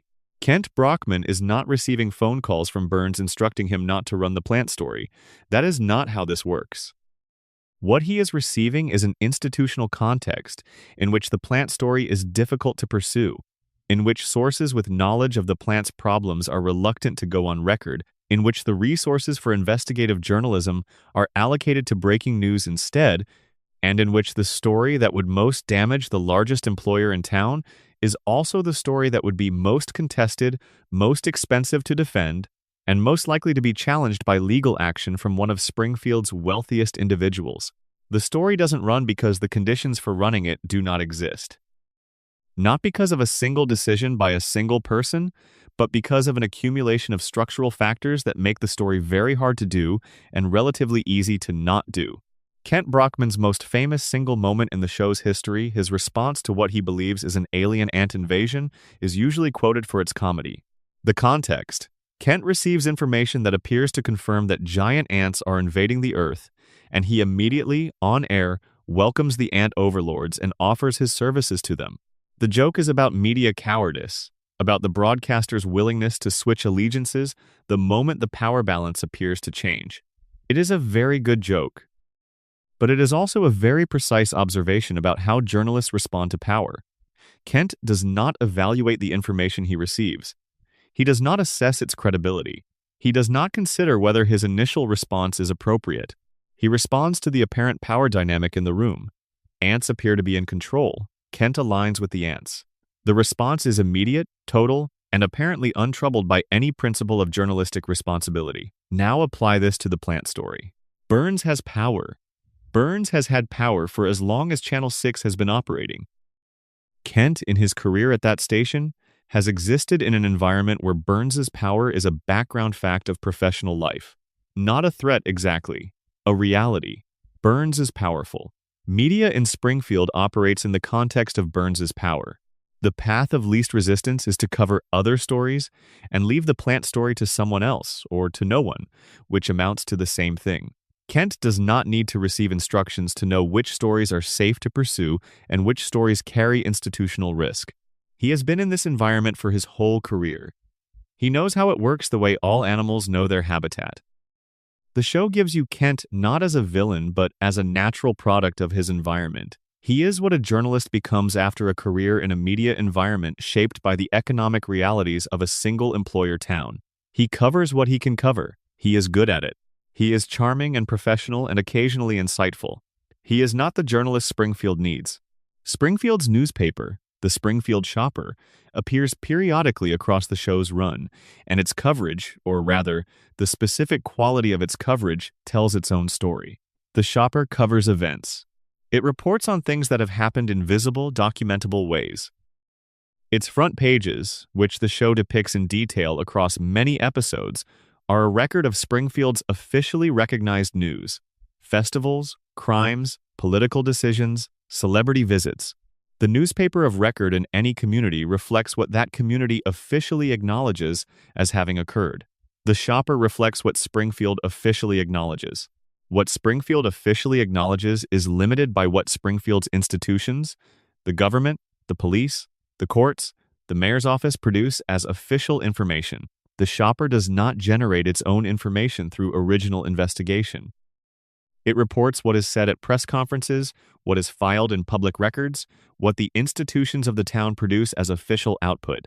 And the institutions of the town, for reasons we have now examined in several different contexts, are not producing official output about the plant's violations, the contamination in the water, the health implications of three-eyed fish, or the relationship between Burns' economic dominance and the town's inability to hold him accountable.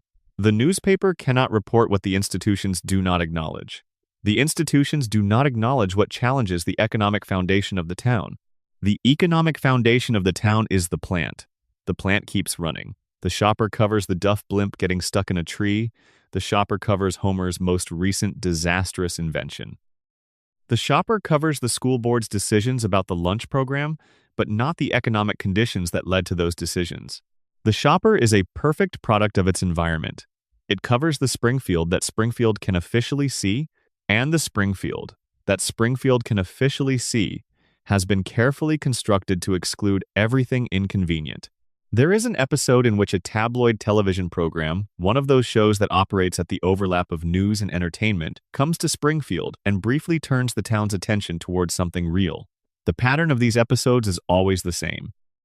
An outside force enters Springfield, a journalist, an investigator, a television crew, a federal official, and, for a moment, the potential for accountability appears. The outside party sees Springfield through fresh eyes. They see what the residents have normalized. They see the green water, and the cracked cooling towers, and the luminous rats, and all the other details that the community has incorporated into its baseline sense of normal. And then something happens. The investigation is deflected. The journalist is distracted by a different story. The federal official is compromised or outmaneuvered. The television crew captures something but cannot use it. The potential accountability moment dissolves, and Springfield's equilibrium reasserts itself. These episodes are the show being most explicit about the mechanism of Springfield's self-protection. The pattern repeats enough to constitute an argument. Springfield cannot be changed from the outside, not because outside forces aren't capable, but because Springfield's internal logic is coherent enough and robust enough to absorb outside pressure and remain itself. The media, when it comes to Springfield, comes with the tools of its own context. Those tools are not the tools for this situation. Springfield requires patience, sustained attention, the willingness to assemble evidence across a long time horizon. That is not what television journalism brings. Television journalism brings a camera and a deadline. The camera captures what is visible in the moment. The deadline ensures that what is captured must be processed quickly, packaged, and broadcast before the complexity of the situation can be properly understood. Springfield has a 30-year-old contamination problem that has been building evidence at the pace of geology. Television journalism has a 24-hour news cycle. These are not compatible systems. There is something worth naming about the specific way Kent Brockman delivers bad news, when he delivers it at all. He leans forward. His expression arranges itself into the appropriate configuration of concern. His voice drops a register. The production team puts the right graphic behind him. Everything about the presentation signals seriousness. And then, the story ends, the graphic disappears, Kent straightens up, and the next story begins. The concern was not something he felt. It was something he performed, for the duration of the segment, as the professional requirement of the genre. When the segment is over, the concern ends with it. This is not a critique of Kent Brockman as a person. It is a description of what broadcast journalism produces when it operates inside a commercial context. The commercial context requires that stories fit within defined time windows. The emotional register of a story has to be established quickly and resolved before the next commercial break. Stories that require extended engagement, that build slowly, that ask the audience to hold complex information across multiple segments without the relief of resolution, those stories do not thrive in broadcast formats. The plant story is that kind of story. It is slow, it requires context, it accumulates rather than peaks. It does not have a villain who gets arrested at the end of the segment. It has an ongoing situation that has been producing evidence for 30 years and that will continue producing evidence for 30 more, and no single episode of that evidence, taken alone, is compelling enough to justify the sustained attention that understanding it would require. Kent covers the blimp because the blimp fills the time and satisfies the format and gives the audience what the format promises. A story, told from beginning to end, that concludes before the commercial. The plant doesn't do that, so the plant goes uncovered, and Springfield goes on. Section 7. The law doesn't apply here. Government and police in Springfield? Mayor Quimby is the political embodiment of Springfield's governance, and he is drawn with a very specific mix of characteristics that the show has never softened or apologized for. He is a Kennedy, literally, visually, referentially a cartoon Kennedy, right down to the accent and the barely concealed personal behavior and the fundamental assumption that elected office is a personal entitlement rather than a public trust. He is corrupt in the way that certain political machines produce corruption. Not dramatically, not through acts of obvious villainy, but through the comfortable accommodation of the interests that fund and maintain his political career. The show has given Quimby enough moments of genuine human warmth and even occasional competence to prevent him from becoming a pure symbol. He loves his constituents in the way that a certain kind of politician loves constituents.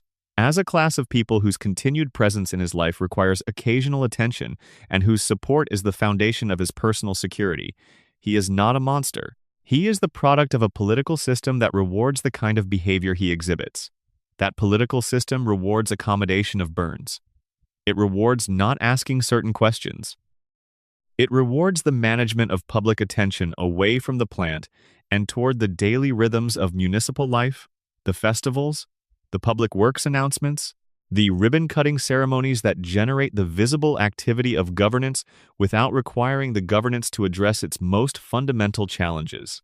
Quimby governs Springfield in the same way that Channel 6 covers Springfield, by maintaining the official version of the town, the version where everything is broadly fine and problems are manageable, and the major economic force in the community is a resource rather than a threat. He is not wrong to do this, in the narrow sense that his survival in office depends on it. The question the show is asking is not whether Quimby makes rational decisions given his incentives. He clearly does. The question is what a community looks like when its political leadership is entirely structured around those incentives. What does it look like when the official version of the town is maintained so effectively that accountability becomes theoretically impossible? Springfield is the answer. Springfield is what it looks like. Chief Wiggum is one of the show's most sustained and most specific portraits of institutional failure, and it is worth being clear about what that failure looks like and where it comes from. Wiggum is depicted as incompetent in comic terms. He arrives late, he misreads evidence, he follows the wrong leads, he is distracted by food, he is vulnerable to bribes of minimal value, he is constitutionally incapable of the sustained, patient investigation that would be required to build a case against a defendant with resources. That last point is the most important one, and the show makes it subtly enough that it tends to get lost in the comedy. A defendant with resources can do things to a police investigation that a defendant without resources cannot do. They can retain legal counsel that proactively manages the investigation. They can challenge evidence through procedures that require the police to expend resources defending what they have gathered. They can create delays that stretch investigations beyond the patience of institutions operating on municipal budgets. They can pursue civil action against investigators who overstep, creating personal liability risks that change the behavior of individual officers. Against a defendant with Burns's resources, a police department with Wiggum's competence and Springfield's municipal budget is not a credible enforcement mechanism. Not because Wiggum is corrupt, though he is episodically, in small ways, but because the asymmetry between Burns's resources and Springfield's law enforcement capacity makes meaningful investigation structurally impractical. This is why the Burns shooting investigation goes the way it goes, not because of a grand conspiracy about protecting the real shooter, because the investigation is conducted by an institution that is fundamentally unequal to the task of investigating the richest person in town. The investigation finds what it can find with what it has, and what it has is not much. And the result is the kind of conclusion that happens when an under-resourced institution tries to close a case that exceeds its capacity to properly investigate. Judge Snyder's most consequential moment in the show's run is the legal decree following the Tamzarian revelation, and we have discussed it in the broader context of Springfield's relationship to truth. But it is worth returning to it in the context of what the show is saying about law as a system. The decree that legally mandates the maintenance of a fiction that Tamzarian is Skinner, that this is the official reality of Springfield, that anyone who says otherwise faces punishment, is not a misuse of the law. It is the law used as it is sometimes actually used, to produce official reality rather than to reflect actual reality. Law does not describe the world. It produces authorized descriptions of the world, descriptions that carry institutional weight and enforcement mechanisms. What the law says happened becomes, in the relevant institutional contexts, what happened. The decree makes Tamzarian into Skinner not by changing any fact, but by changing what the legal system will recognize as fact. This is not an unusual legal move. Legal fictions are a well-established part of jurisprudence. The show is not depicting something fantastical. It is depicting, in exaggerated form, the mechanism by which legal systems can be used to produce authorized realities that diverge from factual realities, and Springfield uses this mechanism. The show has given you multiple instances of it. The Tamzarian decree is the most explicit, but every moment in which Springfield's legal system reaches a conclusion that maintains the existing order rather than disrupting it is an instance of the same pattern. The law, as Springfield uses it, is a tool for stabilizing the official version of events. Burns's continued operation of a facility with 342 violations is possible because no court has ordered it stopped, not because no court could. Because no case has been brought that has survived long enough to produce a court order, because the bringing of such a case requires resources that the community's potential plaintiffs do not have, and because the defendant's resources are sufficient to ensure that cases which are brought encounter procedural obstacles that exceed the patience and funding of those who bring them. The law has not held Burns accountable. The show has depicted this across decades of episodes. It has not explained it as corruption in any simple sense. It has explained it as the consistent operation of a legal system in a context of extreme resource asymmetry. There is an episode in which Homer becomes a safety inspector with actual authority, not his existing role at the plant, but a broader governmental role. He is given power. He uses it in the way Homer uses everything, unpredictably, inconsistently, guided by personal response rather than systematic application of standards. The episode is comedy. Homer with power is a comedy setup, but the episode is also doing something specific with the question of regulatory capacity. Homer is given authority and immediately demonstrates that the authority does not automatically produce the competence required to use it effectively. The question the episode raises, without quite asking it out loud, is, what does it mean to have a regulatory infrastructure that exists but cannot function? Springfield has regulations, and it has a safety inspector. It has an EPA that eventually shows up with a dome. It has courts. It has a police department. It has a mayor. It has all the formal elements of governed community life. What it does not have is the material conditions that make those formal elements function as intended. The safety inspector cannot do the safety inspection properly. The police cannot investigate the powerful defendant. The media cannot sustain the investigation. The school cannot provide the education. Every institution in Springfield exists in degraded form, present, operational, formally intact, but functioning at a level that falls systematically short of what the institution would need to do to fulfill its purpose. This is not dysfunction.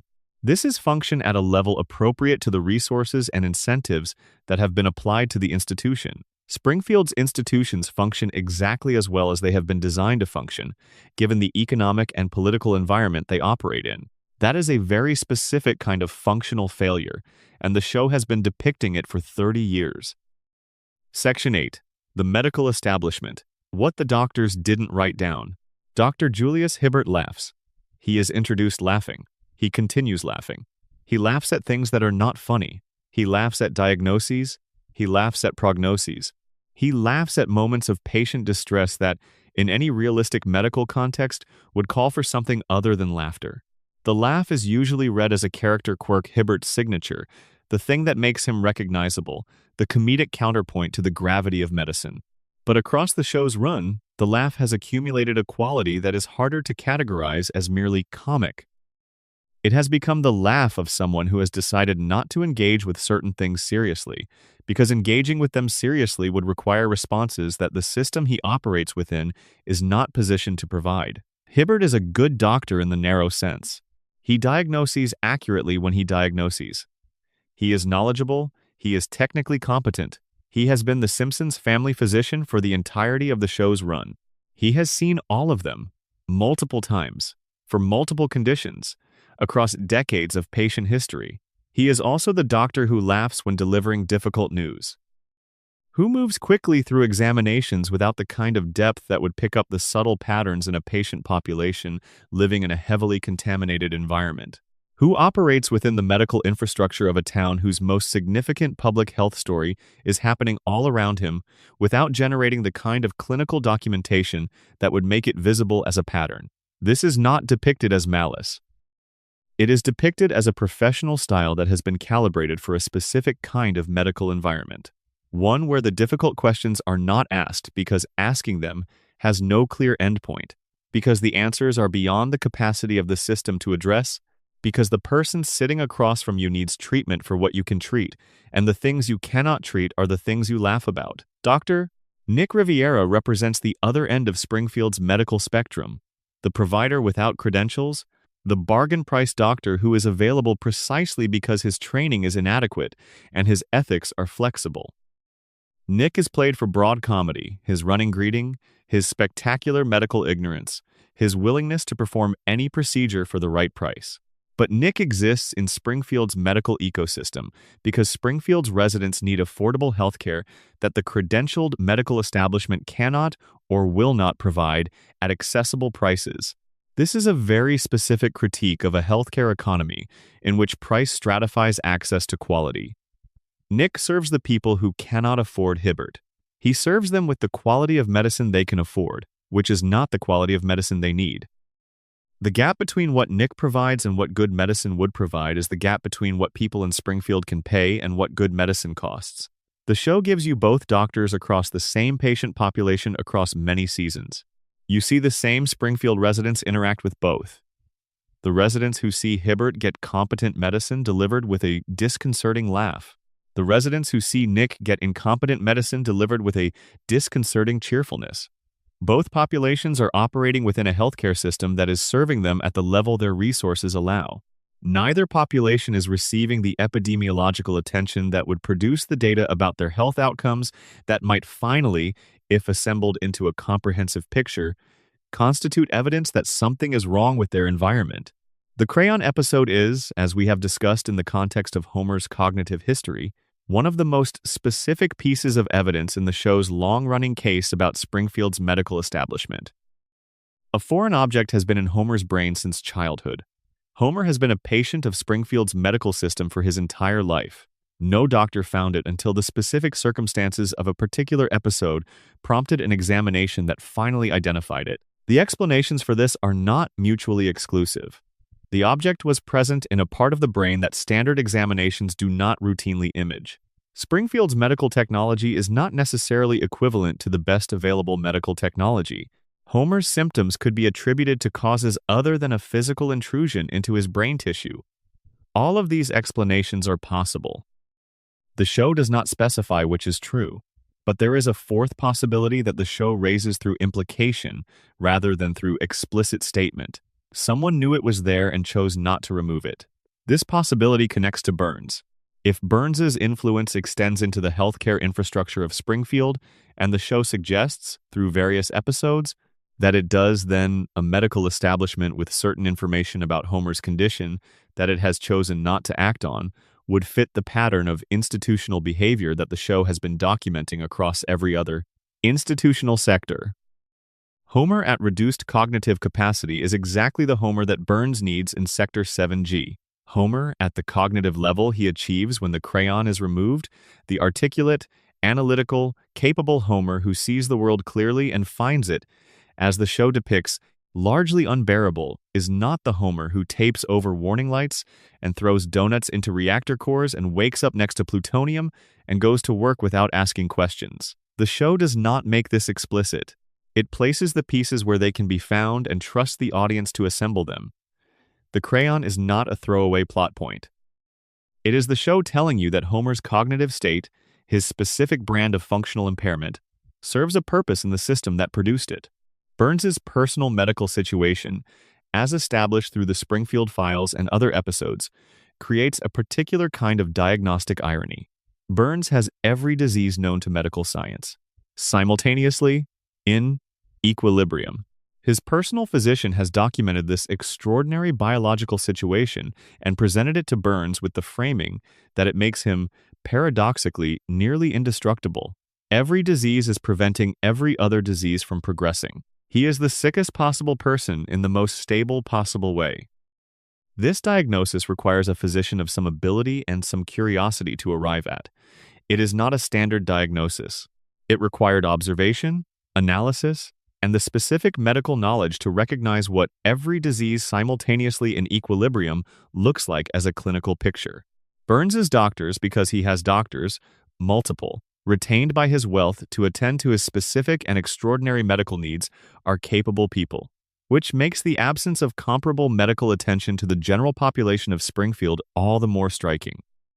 Burns has doctors who can identify the specific biological mechanism keeping him alive inside what amounts to a catastrophic multi-system failure. The general population of Springfield has Hibbert, Laughing, and Nick, being Nick. The medical resources in Springfield are distributed in proportion to the ability to pay for them, which means that the population most exposed to the environmental conditions Burns's plant has created are the population with the least access to the medical attention that would document those conditions' health effects. This distribution is not incidental. It is the medical dimension of the same structural reality that applies to every other institution in Springfield. Resources flow upward. The people who most need them have the least access to them. The people who have them need them for different purposes. Homer's specific medical history, assembled across the show's run, reads as a chart that should have triggered concern long before any individual episode addressed it directly. Visits to emergency care for injuries sustained in or near the nuclear facility, follow-up examinations that document recovery rates inconsistent with normal human biology, cognitive assessments that establish an IQ well below average without pursuing the cause, exposures to radioactive material that are documented in the show's narrative but would, in a functioning workplace health system, generate medical records that tell a story. Across 36 years of episodes, Homer has had a relationship with Springfield's medical system that, assembled as a longitudinal medical history, would look very strange to an outside observer. The pattern of injuries, the pattern of recoveries, the baseline cognitive data, the occupational exposure history, all of this exists as information somewhere in the show's narrative universe. It is just not assembled, because the institution that would assemble it has no reason to do so, and the employer whose operations generate the data has every reason to ensure it is not assembled. Medical records in Springfield serve the same function as every other form of institutional documentation in Springfield. They record what is seen, and what is seen is what the system is organized to see, and the system is organized to see what maintains the stable operation of the community's existing power relationships. The data exists. The pattern is visible if you look for it. Nobody is looking for it. The episode in which Burns is told he has every disease simultaneously is one of the most quoted moments in the show's history, and it lands primarily as a joke about the absurdity of his biological situation. Three Stooges syndrome. The diseases can't get through because they're all blocking each other at the door. It is funny. It is perfectly constructed comedy. It is also the show's most compressed statement about what unequal access to medical attention produces over a long period of time. Burns has been monitored, examined, and treated by a personal medical staff for decades. Every anomalous reading has been tracked. Every change in his baseline has been noted and addressed. The result of that sustained, attentive, well-resourced monitoring is the identification of a biological situation so unusual that no standard diagnostic framework can accommodate it. A finding that is only possible because someone was paying close enough attention for long enough to see the whole picture at once. The general population of Springfield has never had that kind of attention paid to them collectively. Nobody has been tracking their baseline across decades. Nobody has been assembling their anomalous readings into a cumulative picture. Nobody has been asking, across a long enough timeline, what the people who live in this particular place show when you look at them all together. Burns's doctors see Burns clearly because they are looking at Burns clearly, with resources and time, and the specific mandate to understand what is happening to him. Springfield's population is not being looked at clearly by anyone. The data is not being assembled. The picture is not being built. And in the absence of the picture, the individual data points remain just what they appear to be. Separate incidents, unrelated conditions, the ordinary medical history of ordinary people in an ordinary town. Springfield is not an ordinary town. The show has been showing you this since season 2. But the medical establishment inside it operates as if it is, and will continue to operate as if it is, until someone with the resources and the mandate and the sustained attention assembles the picture that the data has been waiting to produce. Nobody in Springfield has those resources. Burns does. Burns is looking at himself. Section 9. The whistleblowers, everyone who tried to tell the truth. What happens when someone in Springfield tries to tell the truth? The show has given you the answer many times. It is not a comfortable answer. It does not resolve into anything tidy or reassuring. But it is consistent. And consistency across dozens of episodes across 36 years is the show's way of saying, this is not anecdote. This is pattern.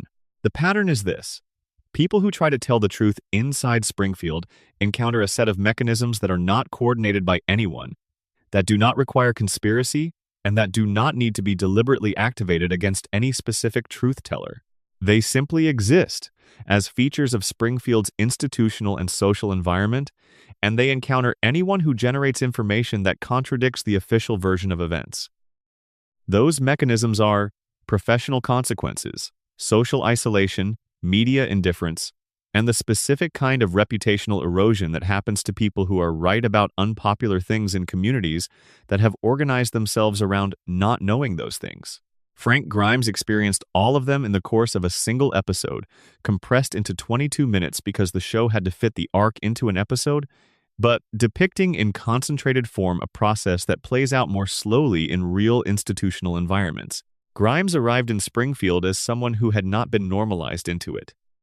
He had not been breathing Springfield's air for decades or drinking Springfield's water or working inside the culture of the plant long enough to have absorbed its baseline as his own. He saw Springfield from the outside, and what he saw from the outside was not what Springfield's residents saw from the inside. What he saw was, Homer Simpson should not have this job. Homer Simpson should not have any of what he has. Homer Simpson is the specific shape of everything that is wrong with a system that does not distribute its rewards according to merit or effort or competence. Homer is the proof that the system is broken. Grimes was right. He was completely and demonstrably right. The show does not contest this. It shows you, through Grimes's eyes, what Homer's situation looks like to someone who does not take it for granted, and what it looks like is exactly what Grimes says it looks like. And the show kills Grimes. Not metaphorically, it kills him in the specific way that stories kill characters who cannot survive the environment they have been placed in. Grimes cannot function in Springfield. He cannot accept what Springfield accepts, cannot normalize what Springfield has normalized, cannot make the adjustment that survival in Springfield requires. The inability to adjust kills him. The episode frames this as dark comedy. The comedy is real. The darkness is also real. Frank Grimes died because he was right in a place that could not afford his rightness. Homer's friend from the early seasons, Frank, the one who tried once to document what was actually happening at the plant, is a character the show introduces and then removes, because the show knows what happens to people like that. The removal is the story.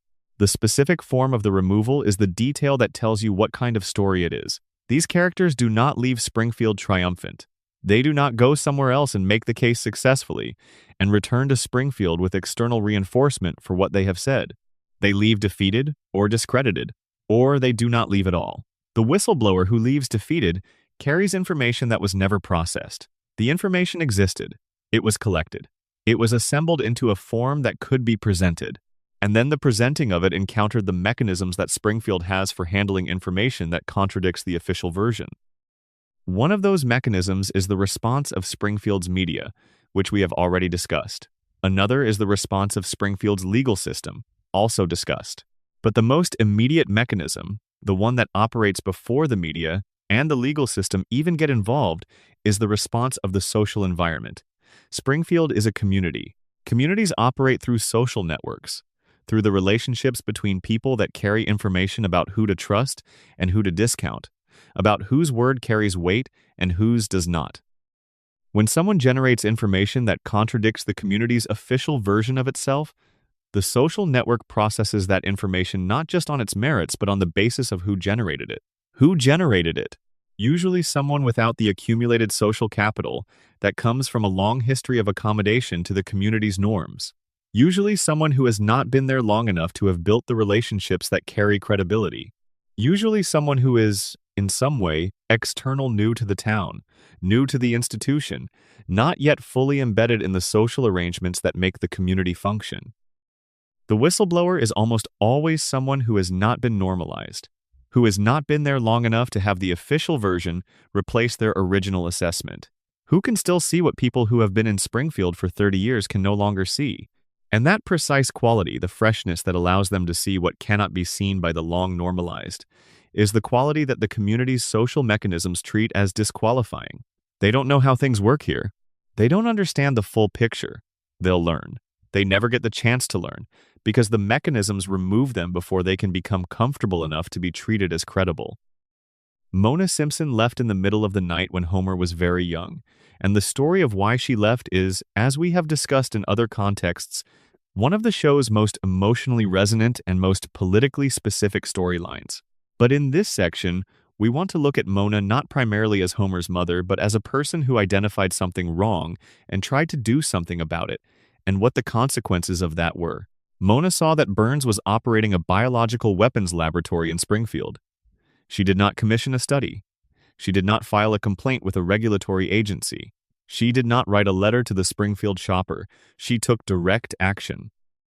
She and a group of activists broke into the facility and destroyed the biological agents stored there. The action was effective. The agents were destroyed. The facility's weapons program was terminated, at least in its current form. Mona and her group accomplished, through direct action, something that the formal institutional channels of accountability had clearly not accomplished, because the biological weapons facility existed in Springfield without triggering formal regulatory response at any point before the raid. This is the show's most explicit demonstration of why the normal channels fail in an environment like Springfield. The plants violations, the water contamination, the environmental damage, all of this has been present, documentable, actionable through official channels for years. Nothing has happened through official channels. The one moment of actual consequence for Burns's operations in the show's history came from outside the official channels, from a group of people who decided to act directly. And the response was the destruction of Mona's life. Burns identified her. Burns pursued her.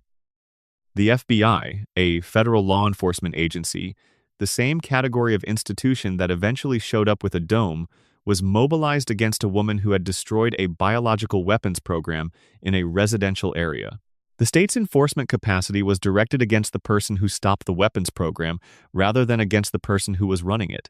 This is the show's clearest statement about the relationship between institutional power and the people who challenge it. Burns was running a germ warfare facility in Springfield. The FBI was not coming for Burns. When someone stopped the facility, the FBI came for her. The real Seymour Skinner, or rather, the man who appears in The Principal and the Pauper, claiming to be the real Seymour Skinner and apparently providing credible evidence of this, represents a specific kind of whistleblower. Not someone who has information about wrongdoing, but someone whose existence itself constitutes a challenge to the official version of events. His presence in Springfield is not dangerous because of anything he knows. His presence is dangerous because of what he is. He is evidence.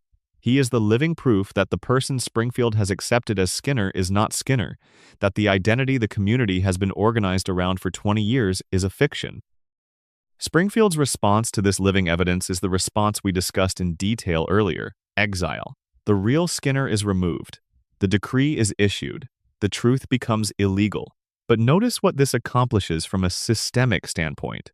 The community's ability to recognize its own errors has been legally circumscribed. Springfield has passed a law making it illegal to say that a particular institution's leader is who he actually is rather than who he claims to be.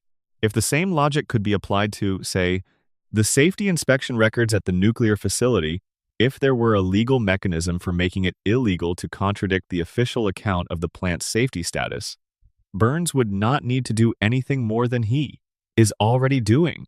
He would simply need to ensure that the official account is the only account that can circulate. The Tamzarian episode shows you the mechanism. It shows you how a community can be legally organized around a fiction, and it shows you that the mechanism works.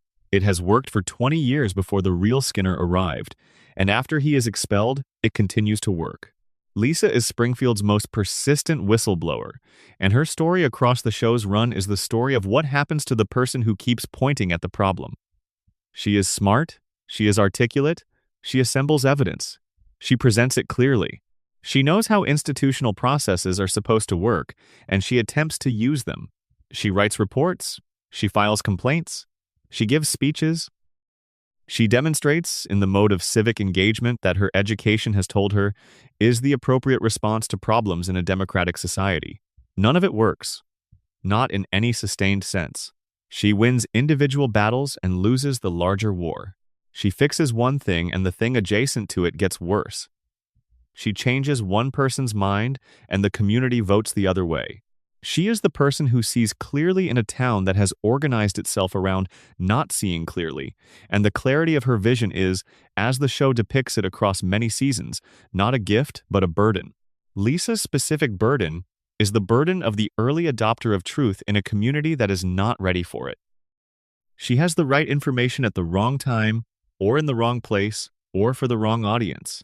The show tracks her frustration with this, her occasional collapses into despair, her moments of almost giving up, her specific kind of loneliness that comes from being surrounded by people who do not see what you see, but she keeps going.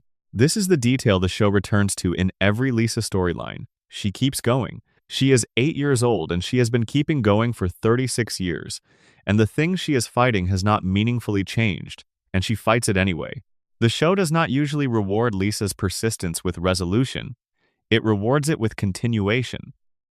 She continues fighting, which is depicted as its own form of victory in a town where most people have stopped.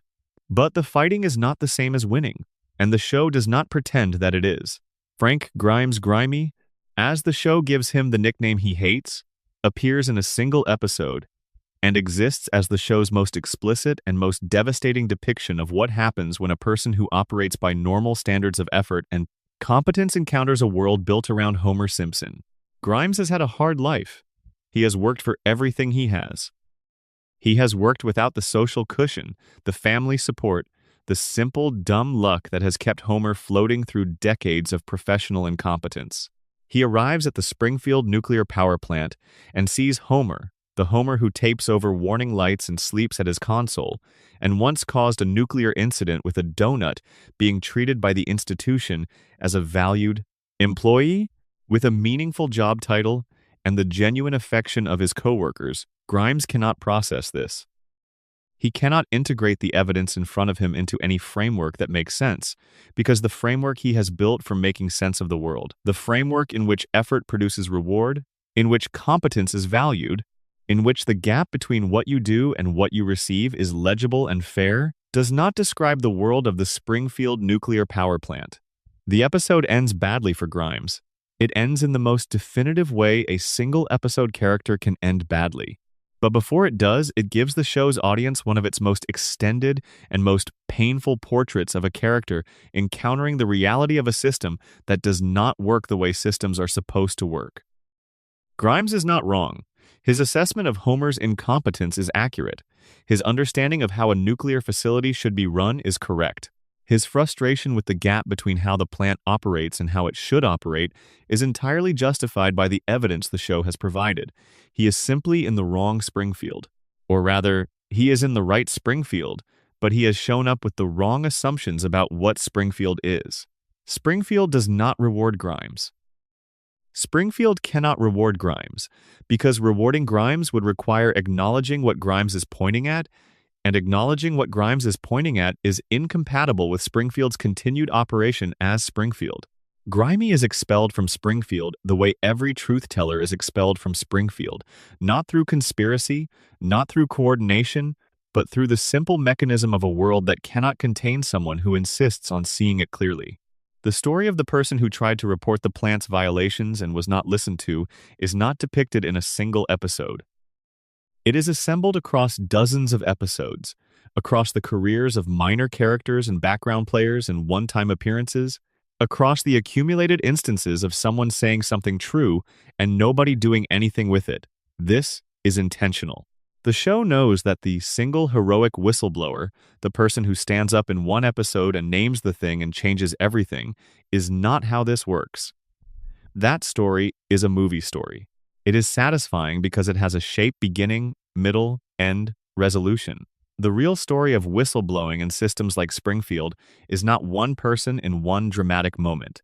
It is many people over many years, each one saying something true in a context that cannot accommodate what they are saying, each one experiencing some version of the same result: marginalization, dismissal, discrediting, or simple disregard, and the truth failing to accumulate into change because the system is better at absorbing true statements than at responding to them.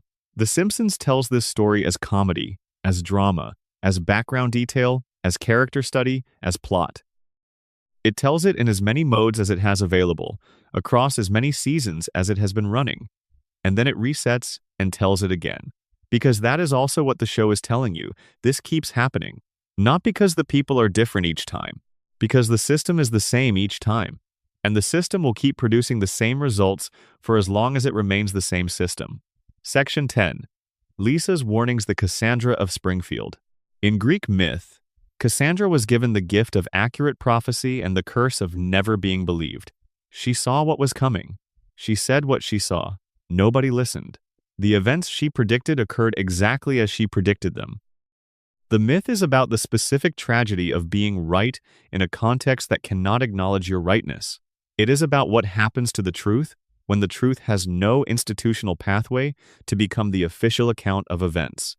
The truth exists, fully articulated, fully accurate, fully documented by the person holding it, and it goes nowhere because the person holding it does not have the power to make it matter. Lisa Simpson is The Simpsons' Cassandra. She has been the show's Cassandra from the beginning.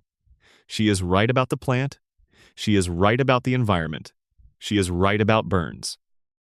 She is right about the school's underfunding, about Springfield's political corruption, about the media's failures, about the healthcare system's limitations.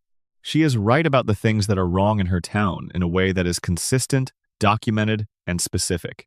And she is 8 years old. She has been 8 years old for 36 years. She has been right for 36 years. Nothing has changed.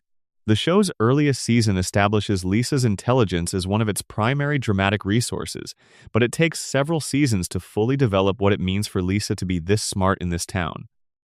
The initial depiction of Lisa's intelligence is primarily comparative. She is smarter than Bart, smarter than Homer, smarter than the average child at Springfield Elementary. She reads above grade level. She plays an instrument. She engages with ideas in a way that distinguishes her from her peers. These are markers of intelligence that the show deploys partly for character differentiation and partly to establish the emotional stakes of a brilliant child in an environment that doesn't reward brilliance.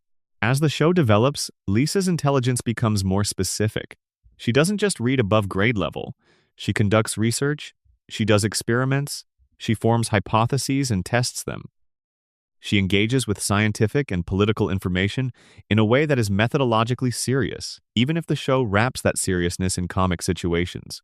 And what she researches, what she forms hypotheses about, what she tests and documents in presence in the various formal and informal venues available to an 8-year-old in Springfield. These subjects are the subjects of this video: the plant, the water, the environment, the political economy, the institutional structures that govern or fail to govern the community she lives in. Lisa is not accidentally interested in these things. The show has made her specifically curious about the most important things in Springfield, and then placed her in the position of being the person who cares about these things and cannot make anyone else care. There is a season in which Lisa investigates the quality of Springfield's water directly. She collects samples. She analyzes them. She documents what she finds. She presents her findings. The findings are concerning. The water contains things it should not contain. The concentration of certain materials exceeds safe levels. The data, as Lisa has assembled it, constitutes evidence of a public health problem that should trigger a regulatory response. She presents it to the appropriate authorities. The appropriate authorities are not equipped or motivated to respond. The episode is structured as a victory for Lisa. In some narrow sense, she accomplishes something, or appears to, within the 22-minute frame. But the specific thing she accomplishes does not address the underlying cause. She treats a symptom. The cause remains. The water will continue to be the water, because the source of what is in the water continues to operate as it has always operated. This is the pattern of every Lisa victory in the show. She is right, she sometimes wins the immediate battle, and the structural conditions that produce the immediate battle remain in place. The show is not saying that Lisa's victories are meaningless. It is saying that victories of her scale, the scale available to one very smart 8-year-old in a town that cannot hear her, are insufficient to the scale of the problem. The problem is structural. The solution would need to be structural. And the structural change would require either a political environment willing to challenge Burns's interests, which Springfield's political environment is not, or a legal mechanism capable of forcing compliance, which Springfield's legal environment is not, or a media capable of generating the public pressure that would make political action necessary, which Springfield's media environment is not.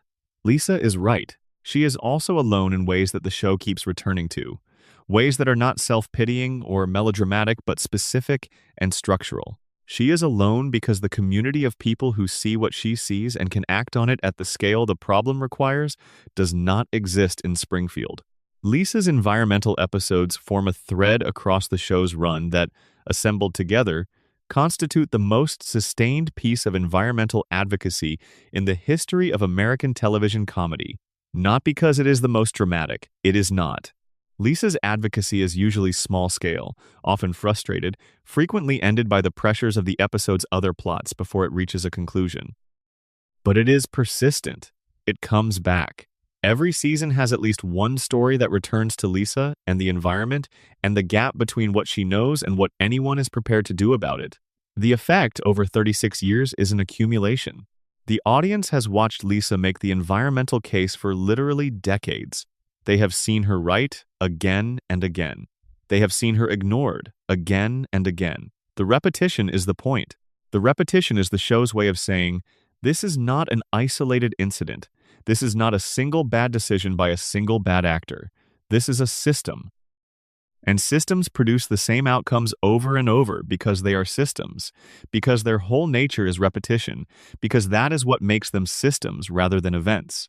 Lisa's recurring environmental storyline is the show's most explicit argument that environmental contamination in corporate-dominated communities is not a problem to be solved with individual effort, however intelligent or persistent.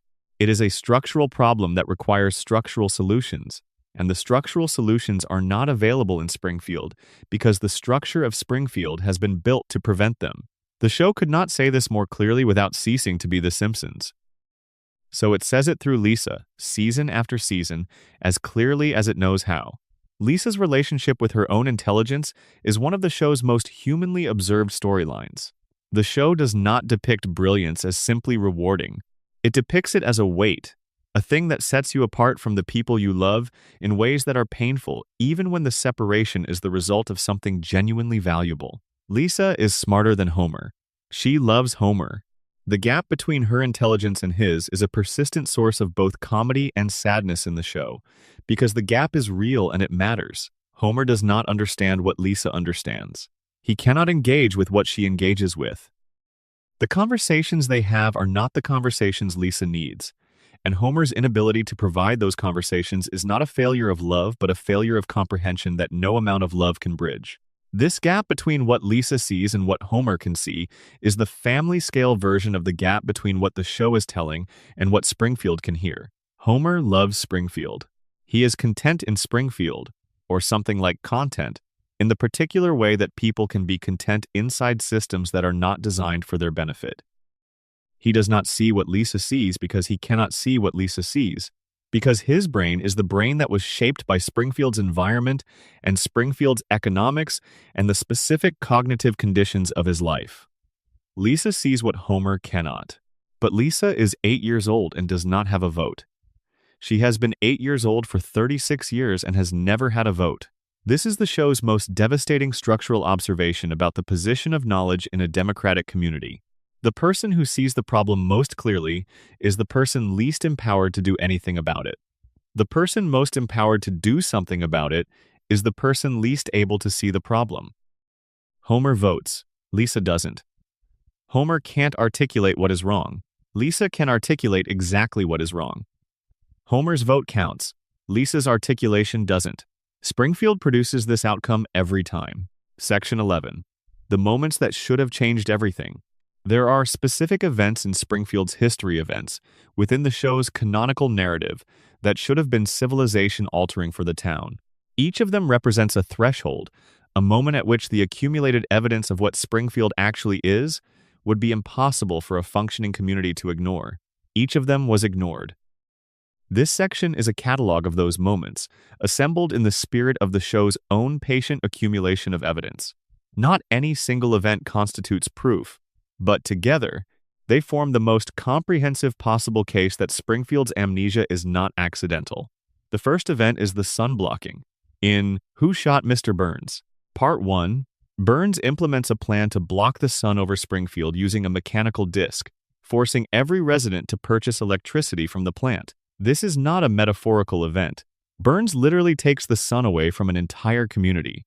He removes the primary energy source that all life in the region depends on. He does this for profit. He does it openly, before witnesses, after announcing his intention. This is the most visible possible act of corporate aggression against a community. There is no ambiguity about what is happening. There is no question about the source. Burns announces what he is doing and does it. The community's response, which eventually, in the surrounding episodes, results in the shooting, is the closest Springfield ever gets to genuine revolt. And even then, the revolt is individual and uncoordinated. One person acts. The act is attributed to the wrong person. Burns survives. The disc is removed or rendered inoperative. The sun comes back, and then everything goes back to normal. Burns retains ownership of the plant. Homer retains his job. The sun is restored and life continues in Springfield as though the sun had never been taken away. The sun was taken away by one man for money from an entire town. And the town's response ultimately was to go back to exactly where it was before the sun was taken. The monorail episode is one of the most beloved in the show's history, a perfect comedic machine, the kind of tight-plotted comedy that exemplifies what the show could do at its best. It is also one of the show's most specific explorations of how communities make bad decisions in the presence of charismatic salesmanship and communal wishful thinking.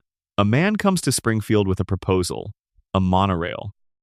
He sells the monorail using the techniques of the professional con artist charm, enthusiasm, the strategic deployment of song, the exploitation of civic pride, the framing of any skepticism as small-mindedness. Springfield buys the monorail. The monorail is built badly. The first trip almost kills everyone. Homer, through a combination of improv and luck, saves the day. The episode is comedy. It is perfect comedy. But the episode is also doing something that is not just comedy. Springfield was sold a bad product by someone who exploited the community's desire for something better than what they have. The community wanted progress, wanted to believe that someone was offering them something real, wanted the version of itself that the monorail represented. That desire, the desire to believe that an outside agent has arrived to make things better, made the community vulnerable to exactly the kind of manipulation that Lyle Lanley applied. The show has given you this pattern repeatedly, in different registers. The charismatic outsider who exploits Springfield's desires. The community that is so hungry for improvement that it fails to evaluate the terms of what it is being offered. The result that is individually harmful, the monorail disaster, and collectively consequential, The money spent on the monorail was real municipal money that is now gone. After the monorail, Springfield does not institute a process for evaluating future large municipal investments. The mechanism that made the town vulnerable to the monorail still exists. The desire that was exploited is still there. The community will be susceptible to the same kind of manipulation the next time it appears. The show has told you this too. Not in a single episode, but across the pattern. Springfield is consistently susceptible to charismatic exploitation because it is consistently hungry for something better than what it has, because what it has is not enough, because the conditions that have produced what it has are still in place, because those conditions are what Burns has always offered the town: enough to stay, not enough to thrive.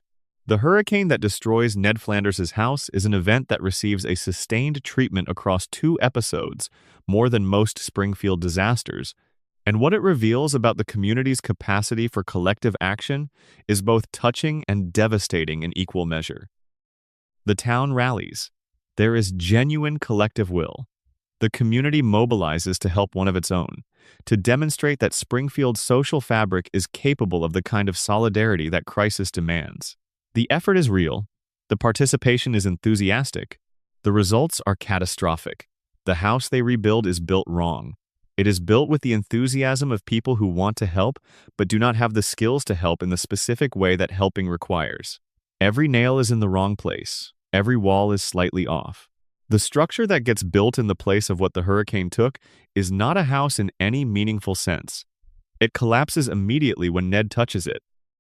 The episode is devastating for Ned in ways that the show takes seriously, but it is also a portrait of a community that has genuine goodwill and entirely inadequate institutional capacity. Springfield wants to help.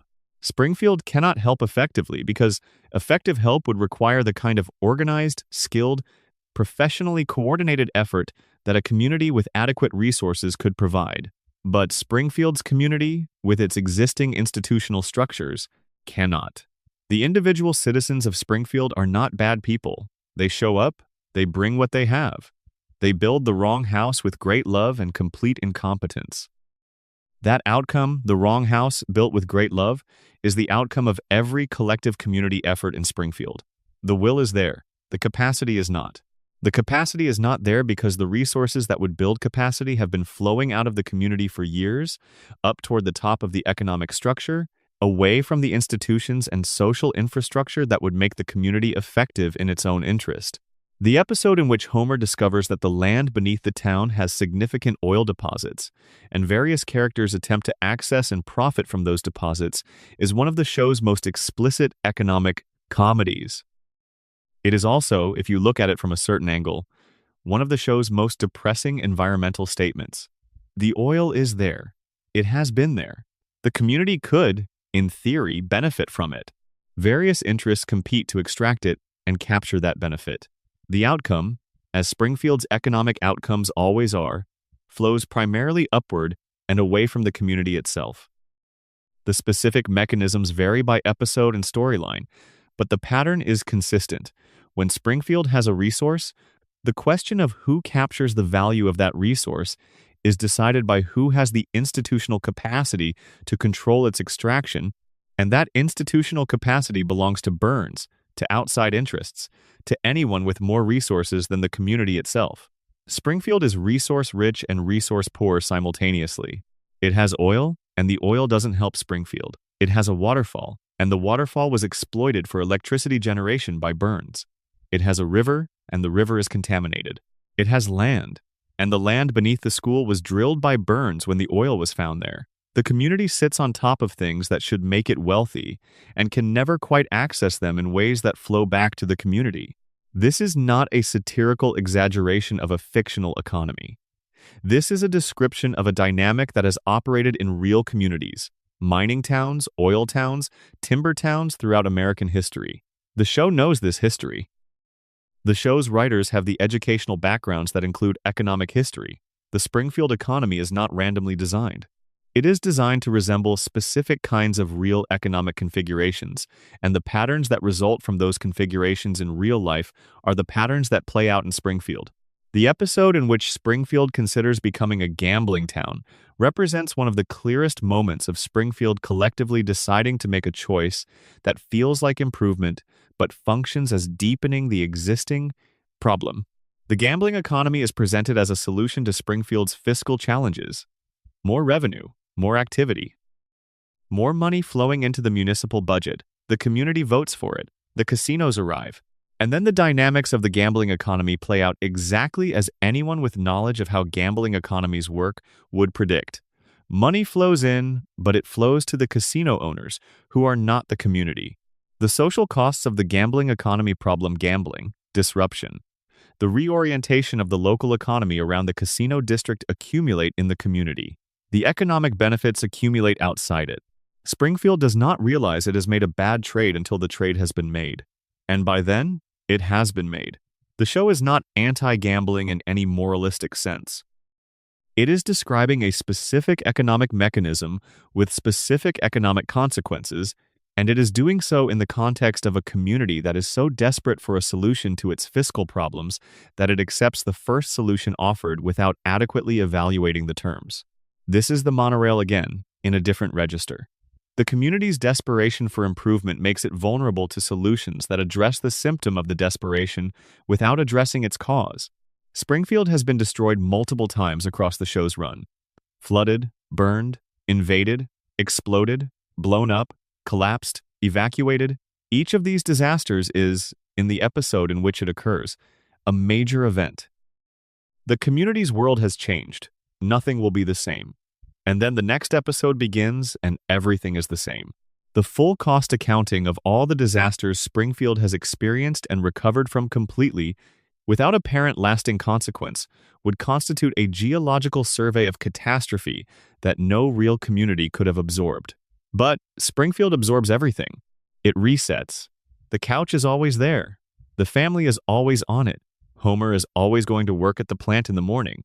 The individual disasters are comedy. The pattern of reset of a community that experiences catastrophe without consequence is something else. It is the show depicting a place in which the mechanisms of consequence have stopped functioning, where things that should change communities do not change this community. This has been read as a production decision. Serialized consequences are difficult to maintain across a long-running series. The reset makes storytelling easier. This is true, and it is not the whole truth.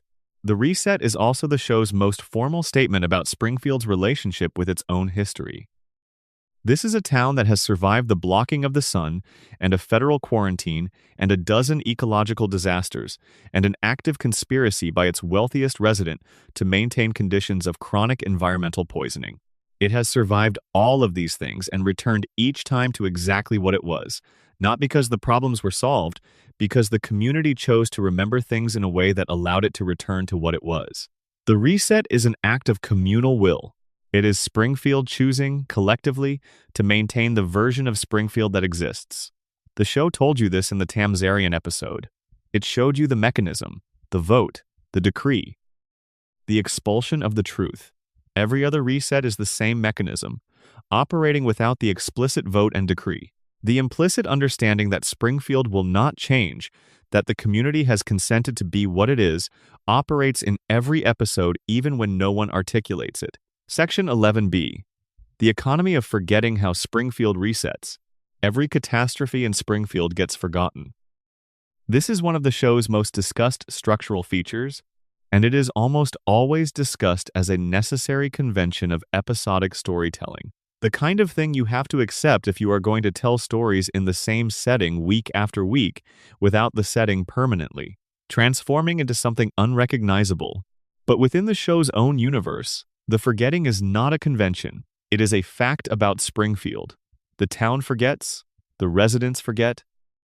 The institutions that would normally maintain institutional memory, the media, the courts, the government, the educational system, all of them participate in the forgetting, and the forgetting happens too quickly and too completely for it to be accidental.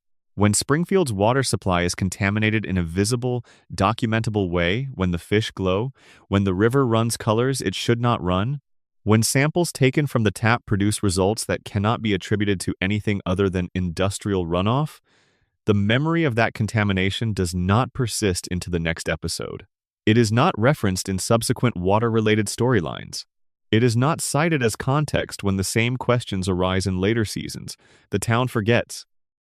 When Springfield is placed under a dome by the federal government because its pollution levels have made it a containment emergency, the dome is removed, and the conditions that produce the dome continue, and no one maintains any organizational memory of having been classified as an environmental hazard by the Environmental Protection Agency of the United States of America.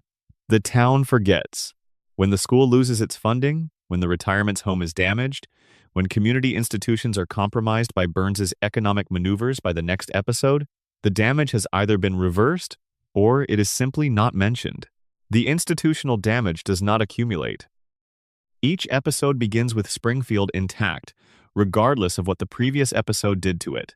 The Principal and the Pauper episode, the one that revealed Skinner as Armin Tamzarian, the imposter who had been living a borrowed identity for decades, is the most explicit and most honest account of how Springfield's forgetting actually works. The episode does not let the forgetting happen off-screen. It shows you the mechanism. It shows you the town vote, the legal decree from the judge, the literal exile of the truth on a railway car leaving Springfield behind. The real Seymour Skinner is not just forgotten, he is formally, legally removed. The town does not simply move on. It takes official action to ensure that moving on is the only available option. This is what the show is showing you about all of the other forgettings. They are not passive. They are not simply the result of human beings having limited attention spans and many demands on their cognitive resources. They are the result of a community that has developed, over many years, a sophisticated and partly institutional mechanism for removing from its collective awareness any information that is incompatible with the continued functioning of things as they are. The mechanism does not require coordination. It does not require anyone to issue orders or make explicit decisions about what is to be forgotten. It runs on the logic of what the community needs to be true in order for the community to continue functioning in the way it currently functions. The community needs Burns's plant to be a legitimate operation. It needs Skinner to be Skinner. It needs the water to be water, and the air to be air, and the fish to have two eyes. When evidence arrives that contradicts those needs, the community processes the contradiction and discards it. Not because the community is stupid, because the community's survival, as currently organized, depends on those things being true, and the truth of them is more important to the community's functioning than the truth of the evidence. This is how it actually works, not in Springfield. In the real places that Springfield is built from, the forgetting is not a cognitive failure. It is a collective self-preservation strategy, and it works. It has worked for 36 years. Springfield is still there. The plant is still running. The community persists. The reset is not random. It targets specific categories of information. The show has been reset from industrial contamination stories many times. It has been reset from stories about governmental corruption. It has been reset from stories about media failure and stories about police corruption and stories about educational underfunding. What it has not been reset from is the warmth of the family. The love between Homer and Marge, the bond between Homer and Bart, Lisa's music, Maggie's enormous eyes. These things persist. They are never forgotten, never reset, never erased by the mechanisms that erase the contamination stories. The selective nature of the reset is the most important thing to notice about it. The community forgets what would require structural change if remembered. It retains what provides emotional sustenance without requiring structural change. The warmth of the family persists because warmth costs nothing to the people who benefit from Springfield's current arrangements. The contamination evidence is erased because it costs everything to them. This is the specific shape of institutional forgetting. It is never random, it always targets the evidence that threatens the arrangements, and it always preserves the things that sustain the community's sense of itself as a good place to live. Springfield is a good place to live, in the particular sense that it is full of good people who love each other. The love is real. The contamination evidence is also real. The forgetting ensures that only one of those realities is allowed to be the community's primary experience of itself. Homer is the character who embodies the reset most completely, and the show has been honest about this in ways that are easy to miss because they are delivered inside the comedy rather than around it. Homer forgets, This is a running observation about his character. He forgets conversations, forgets commitments, forgets experiences that should have changed him. Each episode that should produce lasting growth in Homer tends not to. He returns to the baseline Homer by the next week.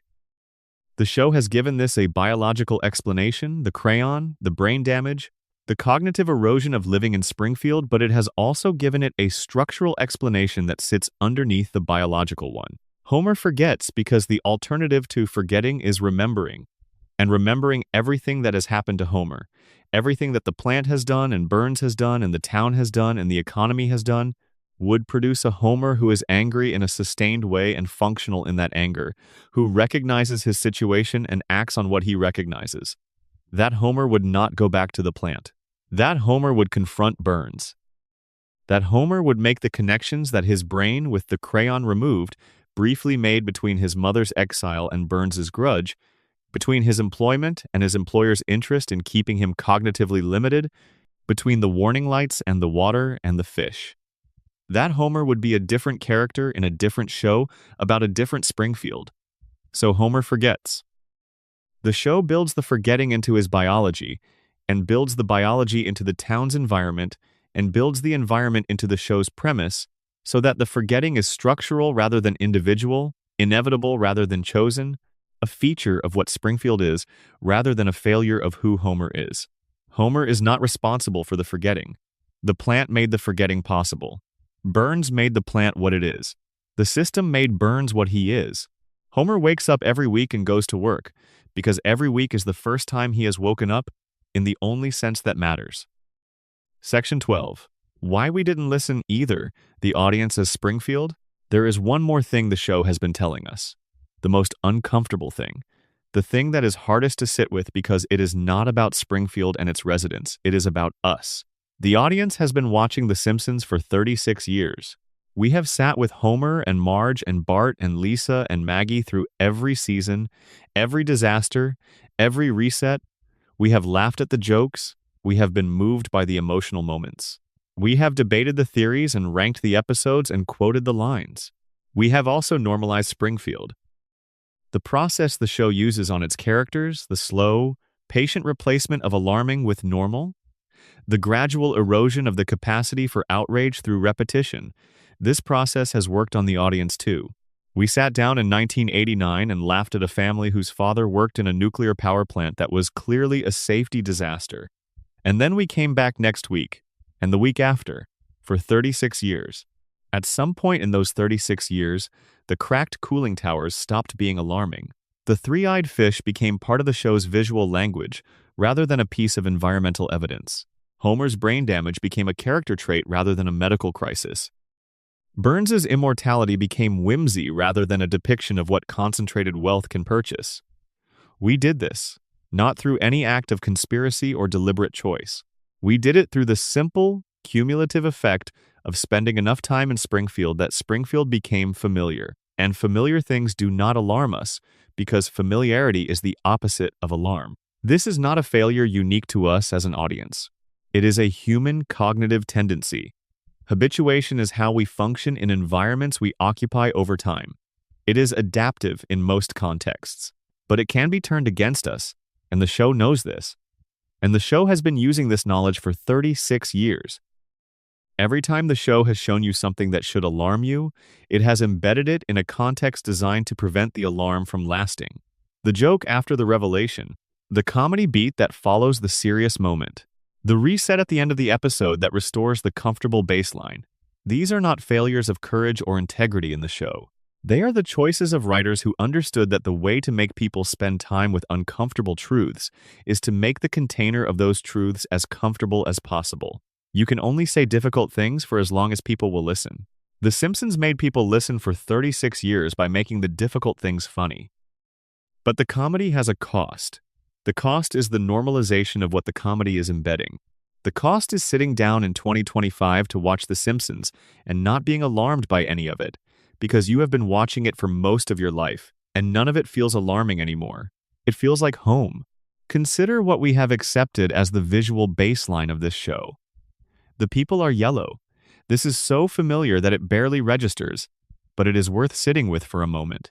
The people of Springfield are yellow, every single one of them. A uniform, consistent, genetically impossible pigmentation that distinguishes the permanent residents of the town from every person who arrives from outside. We saw this in 1989 and thought, cartoon. Yellow people, cartoon logic.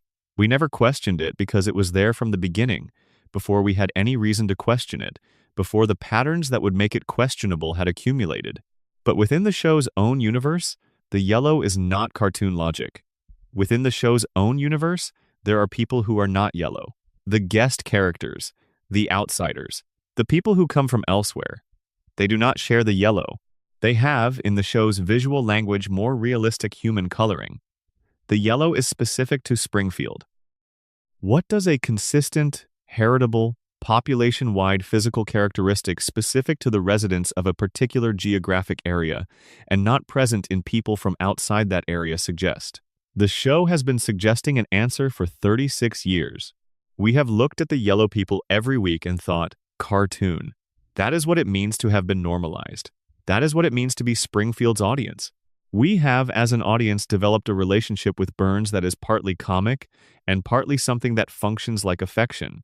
He is one of the great characters in the show's history. His voice, his physicality, his specific brand of antique villainy, these are pleasures, things we return to because they deliver reliable entertainment. But Burns is also a character the show has built, with great care, as a portrait of what unchecked concentrated wealth looks like when it operates without accountability over a very long time. Burns is over 100 years old.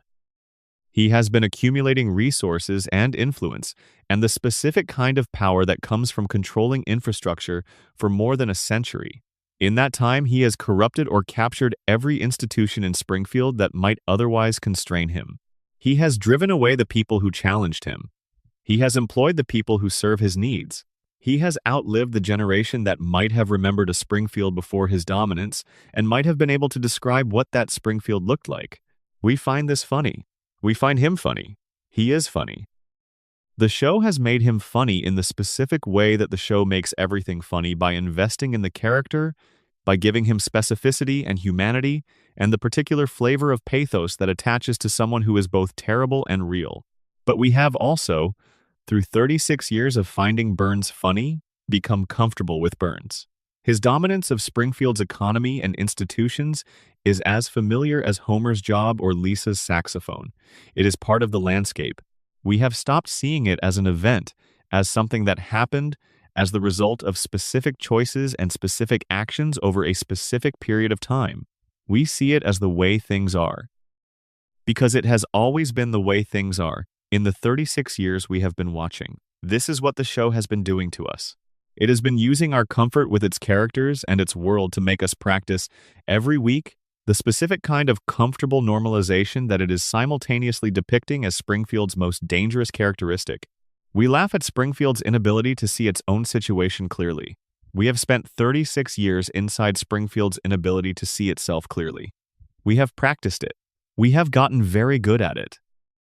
The show's predictions, the remarkable, specific, occasionally unnerving coincidences between things the show depicted and things that later happened in the real world, are usually discussed as evidence of the show's extraordinary writers, or as the statistical inevitability of a show with 800 episodes covering a wide enough range of human experience.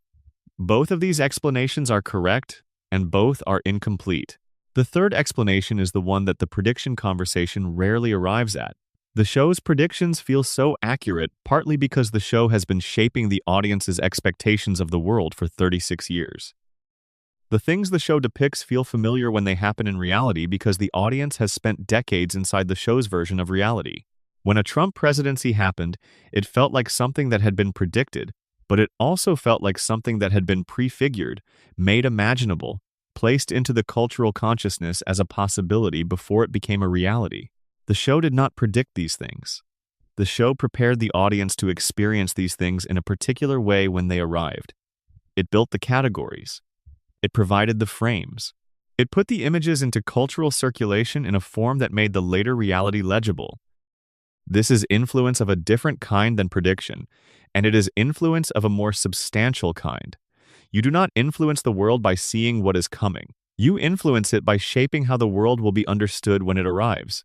The Simpsons has been shaping how America understands its own institutions, its own economy, its own political culture for 36 years, not through the predictions, through the continuous, patient, funny, sad, specific, observed depiction of how those institutions actually work.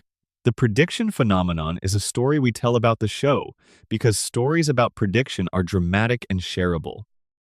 The influence story is less dramatic but more true. This show has been a part of how America sees itself, and what it has shown America about itself is not always comfortable. And some significant portion of the audience has been watching it for so long that they have stopped seeing what it is showing them, in the same way that Springfield has stopped seeing what is in its water. Here, near the end, is the thing that is hardest to say and most necessary to say. The Simpsons is fundamentally a show about love. It is a show about a family that is imperfect and struggling and occasionally terrible to each other and still fundamentally held together by something that the show treats as genuine and worth protecting. The warmth is real. The affection for these characters is real. 36 years of engagement with this family is not something that can be sustained by satire alone. You do not come back for 3.5 decades unless you care about the people, and the show knows this. The show has built its critique inside the warmth, not separate from it. The devastating things it says about Springfield are said from a position of love for the people who live there. The critique of Burns is embedded in affection for Homer. The indictment of Springfield's institutions is delivered through the stories of people we love who are embedded in those institutions. This is the show's greatest formal achievement, making you care about the people while making you see the systems they inhabit, making you feel the warmth of the family on the couch while making you aware, if you are paying attention, of the cracked cooling towers outside the window and the green water in the river and the covered warning lights at the plant. You can hold both things, the warmth and the critique, the love for the characters and the clear-eyed assessment of the conditions of their lives. The show asks you to hold both for 36 years, and it gives you everything you need to do it. The characters are not metaphors. They are people, in the way that fictional people are people. Homer is not just a symbol of the cognitively impaired worker in a contaminated company town. He is Homer. He loves his family. He tries in his specific way to be the person his family needs. His love is real within the show's logic, and his love is not enough to fix the plant. It was never going to be enough. The show tells you both things. It has always told you both things. The love is real, and the system is still what it is. Homer can love Marge completely and still go to work every day in a facility that is slowly doing what it is doing to the people who live near it. The love and the structural reality coexist. That is the show's most mature and most honest observation about how life works for most people. You love the people you love, and the systems you live in do what they do, and those two facts coexist without resolving each other. The floating timeline, the fact that nobody in Springfield ages, that the show exists in a permanent present that keeps renewing itself without advancing, is the final and most comprehensive statement the show makes about the relationship between love and change. We want Springfield to stay the same because we love it. We press play every week and go back to the house on Evergreen Terrace and the family on the couch and the opening sequence where Homer drops the plutonium into his pocket, and we feel the warmth of return that only comes from something you have been returning to for a long time. That warmth is real. The desire for it to stay exactly as it is, forever, is real. But the show is also showing you what a world that cannot change looks like from the inside. It looks like Springfield. It looks like a town where the warning lights have always been covered, where the fish have always had 3 eyes, where the people have always been yellow, where one man has always owned everything, where the law has always protected that ownership, where the media has always found other stories to cover, where the doctors have always moved quickly past the questions they cannot answer, where the school has always been underfunded, where the whistleblowers have always been exiled, where the truth has always found no traction. It looks like Springfield. And we have been watching it for 36 years, and we have been calling it home, the show told us.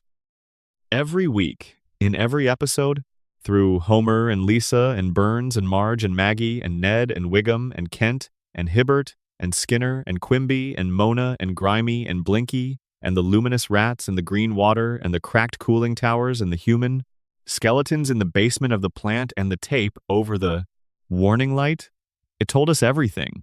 We laughed. We came back next week. Springfield was still there. It always is. That's the whole thing, isn't it? We could not let it end. So it never did. And as long as it never ends, nothing in it ever has to change. And as long as nothing in it ever has to change, the cracked cooling towers keep leaking, and the water keeps carrying what the water carries, and Homer keeps going to work, and Bart keeps being 10 years old, and Lisa keeps being 8 years old, and keeps being right, and keeps not being listened to. And we keep watching, in the warm dark, the family on the couch, the same opening, the same couch gag, the same Springfield, the town that will not change because we will not let it, because we love it too much. Because the love for Springfield is the thing Springfield produces most reliably, the thing Burns cannot own, the thing that keeps the show alive through everything, the thing that makes the show possible, the thing that the show depends on. And the show knows this. It has always known this. And it has been very careful with the love. Very careful not to push too hard on the thing that keeps us in our seats. Very careful to give us Homer's goodness alongside Homer's failures. Marge's steadiness alongside Marge's suppressed screams, Bart's life alongside Bart's grades, Lisa's music alongside Lisa's loneliness, Maggie's enormous eyes watching everything and saying nothing, waiting.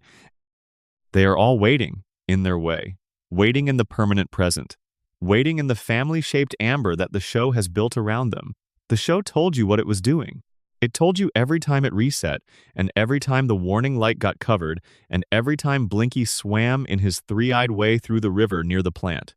It told you that this is what a town looks like when love is enough to sustain it, but not enough to change it. This is what a family looks like when the love is real and the world around it is what it is. This is what we look like, watching. People who love something enough to keep returning to it, not quite enough to demand it become something different. Springfield is us. The show has always said so. It just said it in a way that made us laugh, and laughing felt like understanding, and understanding felt like enough. It was never quite enough, but we keep going back, because the couch is always there. The family is always on it. And in the glow of that television, in that familiar living room, in that town that is all towns and no town, something true is happening every single week. Something true and very funny and very sad all at exactly the same time. The Simpsons told you. They're still telling you. The light is still on in Springfield. It always will be. And we will be here. Thanks for spending the night in Springfield. If you made it to the end, you know what this took? These stories go deeper every time. Drop a comment with where you're watching from and what time it is. It matters. And if you want more of this, more of the slow, careful, sustained attention to the things television has been trying to tell us, subscribe. We'll be here when you come back. Springfield always is. Section 13. Ned Flanders and the Theology of Unanswered Suffering. Ned Flanders is the character the show has been most quietly cruel to, and the cruelty is not accidental. It is the cruelty of a show that takes its satirical premises seriously enough to follow them to their conclusions, even when those conclusions involve subjecting the nicest person in Springfield to a sustained program of loss and disappointment that would break someone with less. Conditioning. Ned is the control case. He is the experiment. Springfield is a town where everything is compromised. The institutions, the environment, the cognitive function of the population, the relationship between effort and reward. Within that environment, Ned represents an attempt to test whether adherence to the values that Springfield nominally endorses produces better outcomes than the alternatives. The values are faith, hard work, kindness, generosity, community investment. Ned has lived all of them, without interruption, for the entire run of the show. He tithes, he attends church. He is patient with his children in ways Homer cannot manage even on his best days. He is generous with his tools, his time, his food, his emotional support. He forgives people who have not asked for forgiveness and who would not know what to do with it if they had. The result of the experiment, sustained across 36 years, is unambiguous. It does not produce better outcomes. It produces Ned's outcomes, which are loss, repetition, and the specific humiliation of being the most generous person in a community that consistently returns less than it receives. The show does not underline this. It does not flag it with a dramatic monologue or a closing scene designed to make you feel the injustice fully. It just shows it, episode after episode, year after year, because the accumulation is the argument. You only see what Ned's generosity costs him if you hold all the episodes together, if you follow the pattern over the full arc rather than watching any single installment in isolation. And almost nobody watches the full arc. Most people watch in fragments, in reruns, in the random order of syndication, which means the pattern stays invisible to most viewers, and Ned stays the funny neighbor with the catchphrase, and the slowly developing portrait of what sustained goodness inside a broken system actually produces stays below the threshold of conscious recognition. The show knew this would happen. It built the portrait anyway. Before we spend more time with Ned, it is worth stepping back for a moment to think about what the show is doing structurally by placing him next door to Homer for the entire run. Homer and Ned are not just neighbors. They are the show's two primary models for how to live inside a broken system. Homer lives inside it by not seeing it, by being, through a combination of environmental damage and natural temperament, and a specific kind of loving contentment, largely insulated from the friction between Springfield's official values and its actual operating logic. Homer is not blind through cowardice. He is blind through a kind of irreducible, genuine happiness that the show depicts as both comic and deeply touching. Homer loves his life. He loves it without understanding it. He loves it with the particular devotion of someone who does not have the cognitive apparatus to see its contradictions clearly. Ned lives inside it by seeing it and absorbing the gap. He sees the contradictions. He is not cognitively limited in the way Homer is. He is spiritually committed to a framework that interprets the contradictions as tests rather than as evidence that the framework is wrong. His faith is his insulation, not the absence of perception, but the presence of a meaning structure that transforms perception into something he can continue to live with. Both of these strategies allow their practitioners to function inside Springfield. Neither of them changes Springfield. Homer's happiness and Ned's faith are both forms of adaptation to the existing conditions, forms of adaptation that work for the people who employ them, and that have no purchase on the conditions themselves. The show places them next door to each other for 36 years because together they constitute a near-complete survey of the adaptive strategies available to people inside a system they cannot change. You can love the life without seeing it, like Homer. You can see it and find a framework for accepting it, like Ned. And you can be Lisa, seeing it without the framework for acceptance and without the cognitive limitations that would make the seeing tolerable. And you can spend your life at 8 years old in the permanent, articulate anguish of a person who knows what is happening and cannot make it stop. The show built all three of these positions into the same household and the same block for 36 years. It has been showing you the range of available responses to the conditions it has been documenting, and none of the responses change the conditions. That is the show's most patient observation. The conditions persist. The responses adapt to the conditions. The gap between what Springfield is and what it could be is not closed by Homer's love or Ned's faith or Lisa's intelligence or Marge's management or Bart's rebellion. It is closed, if it is ever closed, by something the show has never depicted: structural change driven by organized collective action with sufficient resources and sufficient will to challenge the power at the center of the structure. Springfield has never had that. 36 seasons, and it has never had that. The show told you why. Ned's wife Maud died because of Homer, not through malice. Through the specific kind of reflexive selfishness that the show has documented in Homer since the first season, the kind that is not evil, exactly, but that radiates consequences outward without the person at the center fully registering the damage they cause. Homer was at the Springfield Speedway. T-shirts were being fired from a cannon into the crowd. Homer did not want to be hit by the T-shirts, so he moved out of the way. The shirts that would have hit him hit Maud instead. She fell. She died. Homer's inconvenience became Ned's bereavement. That is the transaction the show is describing. Not a dramatic transaction, not a violent crime, not something with a clear perpetrator and a clear victim in the conventional sense. Just the ordinary dispersal of the costs of one person's small selfish act onto the person standing nearby who happened to be in the wrong position. This is how Ned's losses tend to work. They arrive not through direct attack, but through adjacency to the casual damage that the people around him produce. Ned is the person who is always standing in the wrong position, not because he is unlucky in the simple sense, but because his generosity places him close to the people who generate the most turbulence, and the turbulence lands on him. He forgives Homer, not after a long struggle, not with visible effort. He forgives him because the behavioral modification that made Ned who he is gave him no other path. He cannot sustain rage. The conditioning specifically targeted the capacity for sustained anger and removed it from Ned's available responses. What is left, after the anger is removed, is the formal shape of forgiveness, which looks identical to forgiveness from the outside, but is produced by a very different mechanism. The show never says this explicitly in this episode.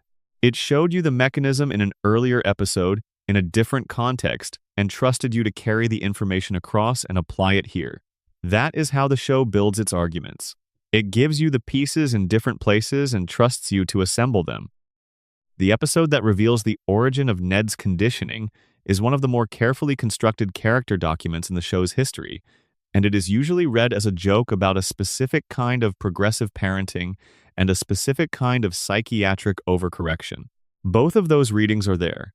The episode is genuinely funny in the way it depicts Ned's beatnik parents and their philosophical objections to discipline. The comedy is real, but underneath it is something that is not particularly funny at all.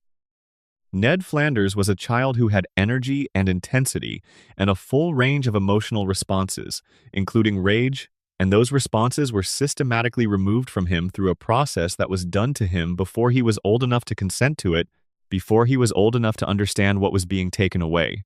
The person Ned is was not the person Ned would have been. It is a manufactured person, produced by a procedure that was applied to a child by adults who believed they were helping. And that manufactured person has genuine virtues. The kindness is real in the sense that it is how Ned functions in the world. The generosity is real in the sense that it shapes every interaction he has. But the virtues come with the specific limitation of the manufacturing process. They are not chosen. They are installed. A person who cannot choose to be unkind is not exercising virtue when they are kind.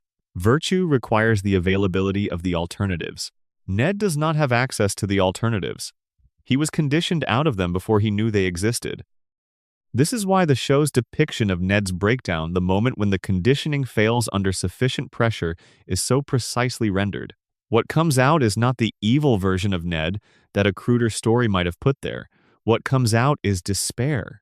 The raw, wordless despair of a person who has spent their entire adult life doing what they were configured to do, inside a community that extracts the benefit of that configuration without returning anything proportional, and who has just discovered, under the most public possible circumstances, that the configuration has a breaking point.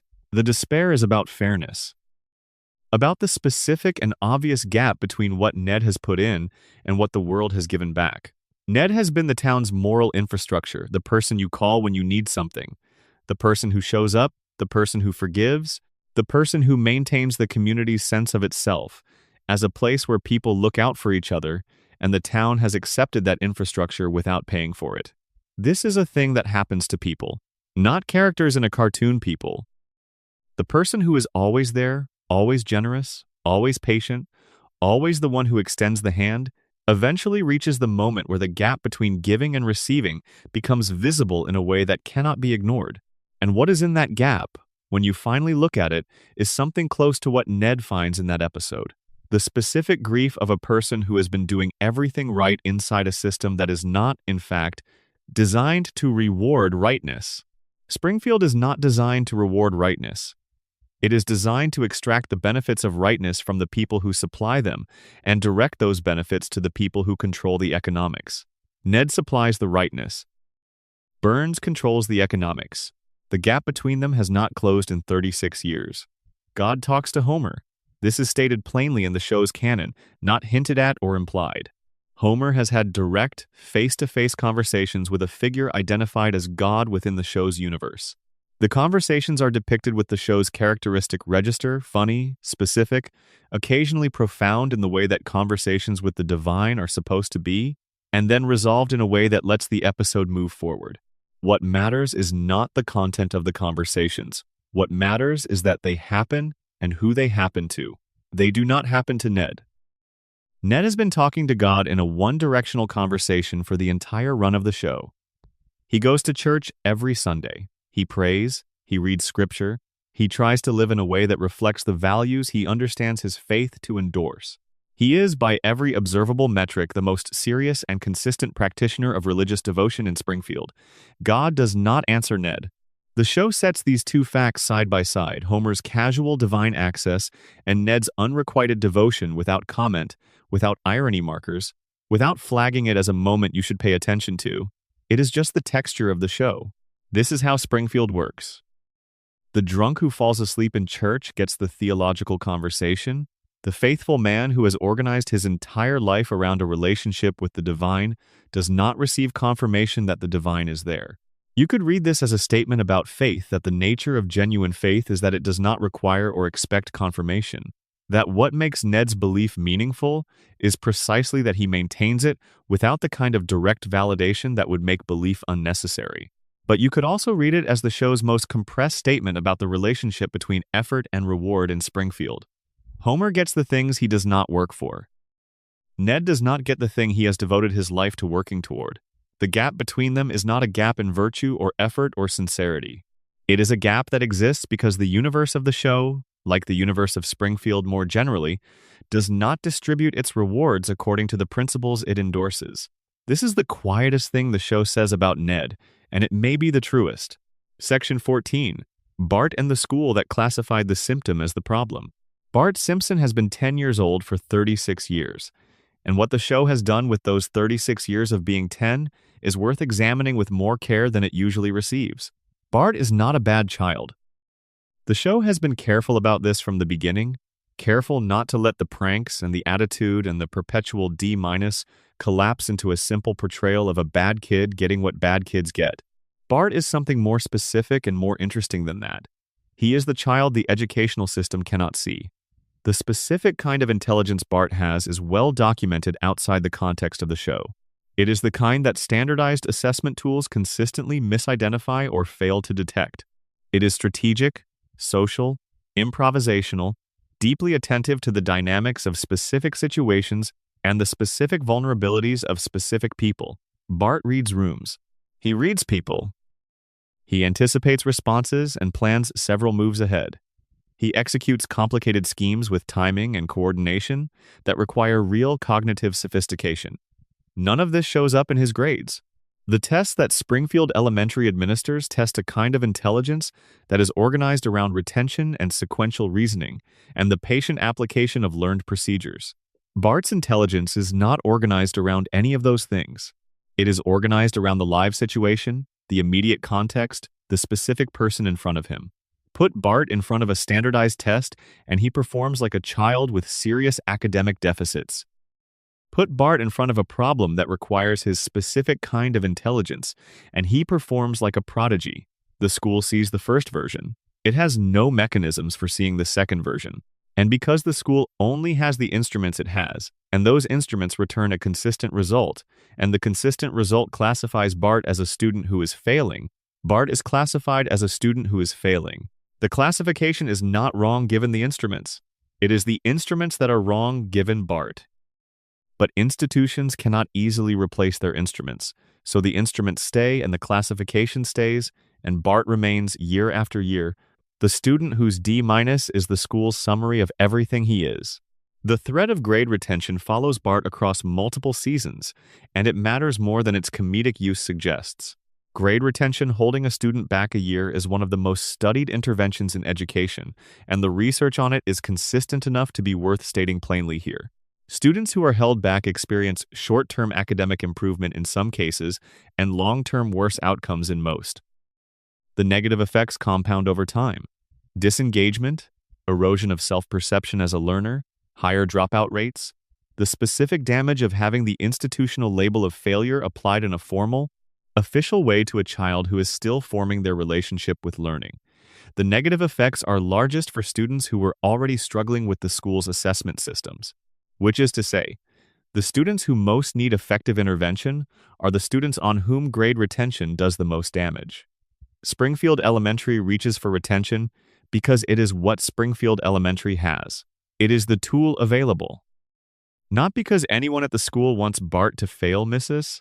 Krabappel's relationship with Bart is complicated and affectionate in ways that the show depicts with real warmth across many episodes. The school uses what it has because it cannot use what it does not have, and what it does not have is resources, specialized support, and the kind of individualized programming that might actually connect with Bart's specific strengths. What it has is detention and retention and the standardized curriculum, and so that is what Bart gets, and the result is what it is. This is the show describing, with complete accuracy, what happens to certain kinds of children in under-resourced school systems. It is not a story about bad teachers or bad administrators. Skinner and Krabappel are depicted across the show as people who care about their work and their students in complicated, limited, sometimes frustrated ways.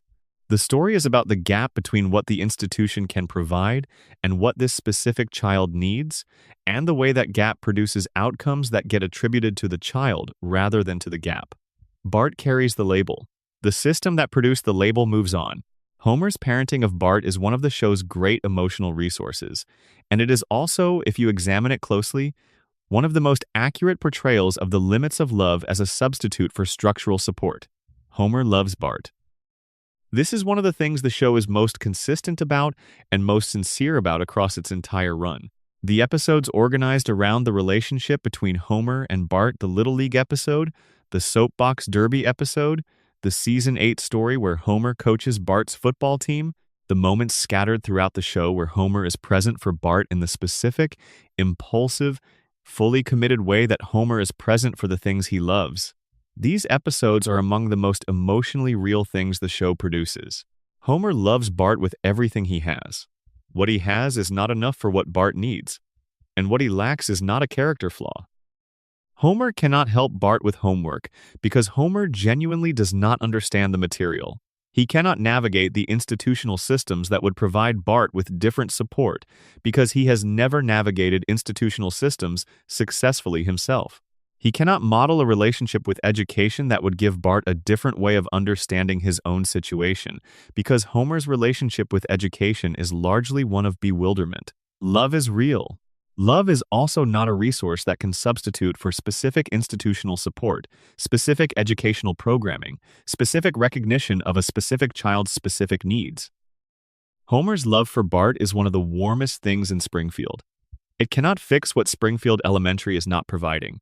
The show has been saying this since the first time Bart came home with a report card, and Homer winced, and the family moved on to the next scene. It has been showing you, episode after episode, that the family's love for Bart is real and sustained, and not enough to change the outcome. The outcome is the D-. The outcome is the same next semester. The love stays the same too. Both things are true. That is the show's most honest observation about this family and about families like it. The prank calls to Moe's Tavern are the most famous of Bart's ongoing creative projects, and they are worth slowing down on for a moment, because what they actually demonstrate is something the show rarely frames this way, but clearly knows. The prank calls require research.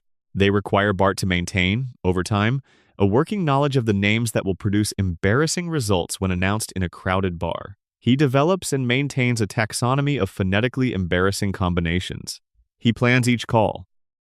He executes with timing calling when the bar is occupied, when Moe will be required to shout the name into the crowd, when the maximum number of people will hear the result and the joke will have its full audience. He has been doing this since the first season. He has never been caught by Moe, despite Moe being a person who is both highly motivated to catch him and increasingly aware that the prank caller is a child in his general vicinity. Bart maintains operational security across 3.5 decades of regular contact with his target. If you describe these skills without attaching them to prank calls, the research, the taxonomy, the planning, the timing, the operational security, the sustained engagement with a project across years, you would be describing the skills the school's assessment instruments are supposed to identify. Strategic thinking, sustained effort, sophisticated understanding of social dynamics, the ability to plan and execute complex projects with multiple interdependent components. The prank calls are Bart demonstrating those skills in the only context Springfield provides him where they are useful. Springfield Elementary provides no context where they would be recognized as academic competence. Moe's Tavern provides a context where they produce the specific result Bart is after, which is the laugh, the acknowledgement, the confirmation that the plan worked. The school wants Bart to demonstrate his intelligence in the school's preferred medium. Bart has been demonstrating his intelligence in the medium available to him. The mismatch between medium and recognition is the story. The school never noticed the prank calls. Were Bart showing them what he could do? Section 15. Marge and the Architecture of Holding. Marge Simpson holds the family together. This is her primary structural role within the show, and it is performed with such consistency and such apparent effortlessness that it is easy to mistake the effortlessness for ease. It is not ease. The show has been documenting what it costs since the beginning, in the specific language of a character who does not allow herself to name the cost directly. Marge does not complain. She absorbs, she manages, she maintains. And when the pressure exceeds what management can contain, she screams a specific, recognizable sound, the show's most honest acknowledgement that the person who holds everything together is also a person who occasionally reaches the absolute bottom of her capacity to hold. The scream is played for comedy every time it appears. It is also, if you pay attention to the contexts in which it appears, a very accurate record of the specific moments when the weight of what Marge is carrying becomes briefly visible before she reassembles and continues. Those moments cluster around particular kinds of failure. Not Homer's failures in general, Marge has made a kind of long-term peace with the texture of Homer's failures that allows her to absorb most of them without hitting the scream threshold. The screams come when the failure threatens something specific: the family's economic security, the children's well-being, the social fabric of the community she has carefully built and maintains through continuous effort, the specific vision of family life that she is sustaining through that effort and that she cannot always sustain despite the effort. The scream is the sound of the gap between what Marge is working toward and what the actual conditions of Springfield allow her to produce. The gap is always there. The scream is what happens when she looks directly at it. Marge's career aspirations form one of the show's most sustained examinations of the structural constraints on working-class domestic life, and they are almost never discussed in those terms because they are framed, within individual episodes, as personal stories about Marge's growth and discovery.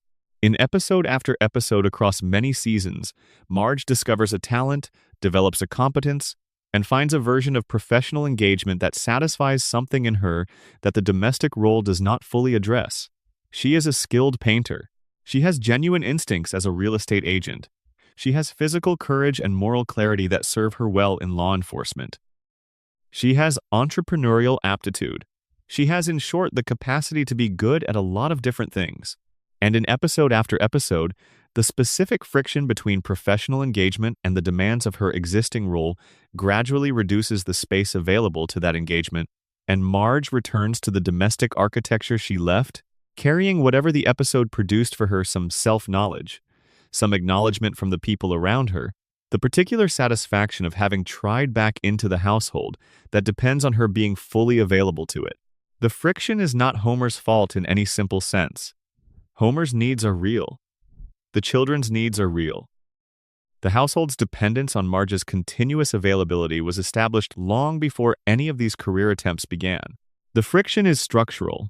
It is what happens when someone who has been organized into a particular role inside a particular domestic arrangement tries to develop a parallel life outside that arrangement, without the structural supports that would make the parallel life viable. Those structural supports cost money the family does not have. They require scheduling flexibility that Homer's employment does not provide.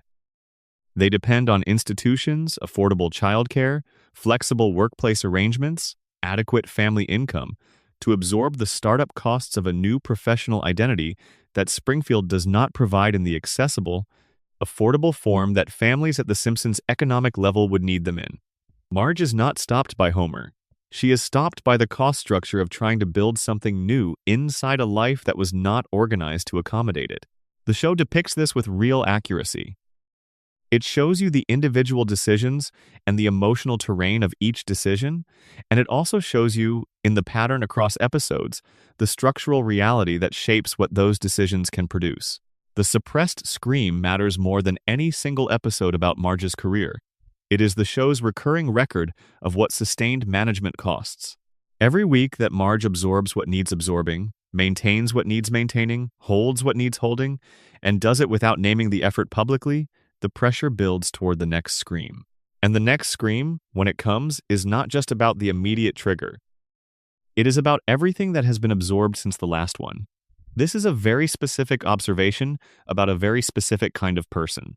The person who manages well, who absorbs quietly, who does not require visible acknowledgement of the work they are doing, that person is often, from the outside, treated as someone for whom the management comes easily. Because they do not display the effort is assumed to be absent or minimal.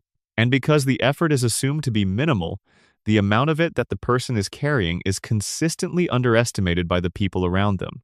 The scream is the moment when the underestimation becomes temporarily visible. It corrects the record, briefly. And then Marge composes herself, and the management resumes, and the next episode begins with the record uncorrected again. The show has been showing this to you since the first season. Every time Marge screams, it is showing you what the interval between screams has cost. And the interval between screams, for Marge, is her entire life. Marge's brief employment at the nuclear plant is a detail that the show raises and lowers without the weight it deserves. Both parents have worked at the facility. Both have been exposed to the same environment, the same violations, the same atmosphere that the show has spent many seasons documenting as profoundly unsafe. All three of the Simpson children were born after both parents had accumulated that exposure. The family's biology is, collectively, a history of exposure to the specific environment that the plant produces. Marge does not connect these things. Not because she is cognitively impaired in the way Homer is, but because the connections are not surfaced anywhere in Springfield's information environment. There are no public health studies linking plant employment to health outcomes. There are no doctors asking the relevant questions during the family's medical appointments. There are no news reports providing the kind of context that would make the connection visible to someone who was not already looking for it. Marge is not looking for it. She has enough to manage. She is looking at the immediate logistics of the family's life, the finances, the children's needs, Homer's employment situation. The social fabric of the neighborhood and those logistics are demanding enough that they fill the available attention entirely. The connections that would allow her to see what the plant has done to her family require looking past the logistics into the structural context that produces them. Marge is extraordinarily competent at managing the logistics. The structural context remains outside the frame. This is not a failure of Marge's intelligence. It is a description of what sustained practical management does to the attention available for structural analysis. When you are responsible for keeping things running, the running of things takes the attention that would otherwise go to examining what is running and why it is running, and who benefits from it running exactly this way. Marge keeps things running. The plant keeps running. The connection between these two facts stays invisible. Section 16. The long, slow argument. How 36 seasons becomes a case. Here is something that is harder to articulate than any of the individual episodes or characters we have discussed tonight. The Simpsons makes an argument. Not in any single episode, not in any single season, but across the accumulated weight of all of it, across 36 years and nearly 800 episodes. The argument is not stated. It is demonstrated. And the demonstration only becomes fully visible when you step back far enough to see the whole thing. The argument is this.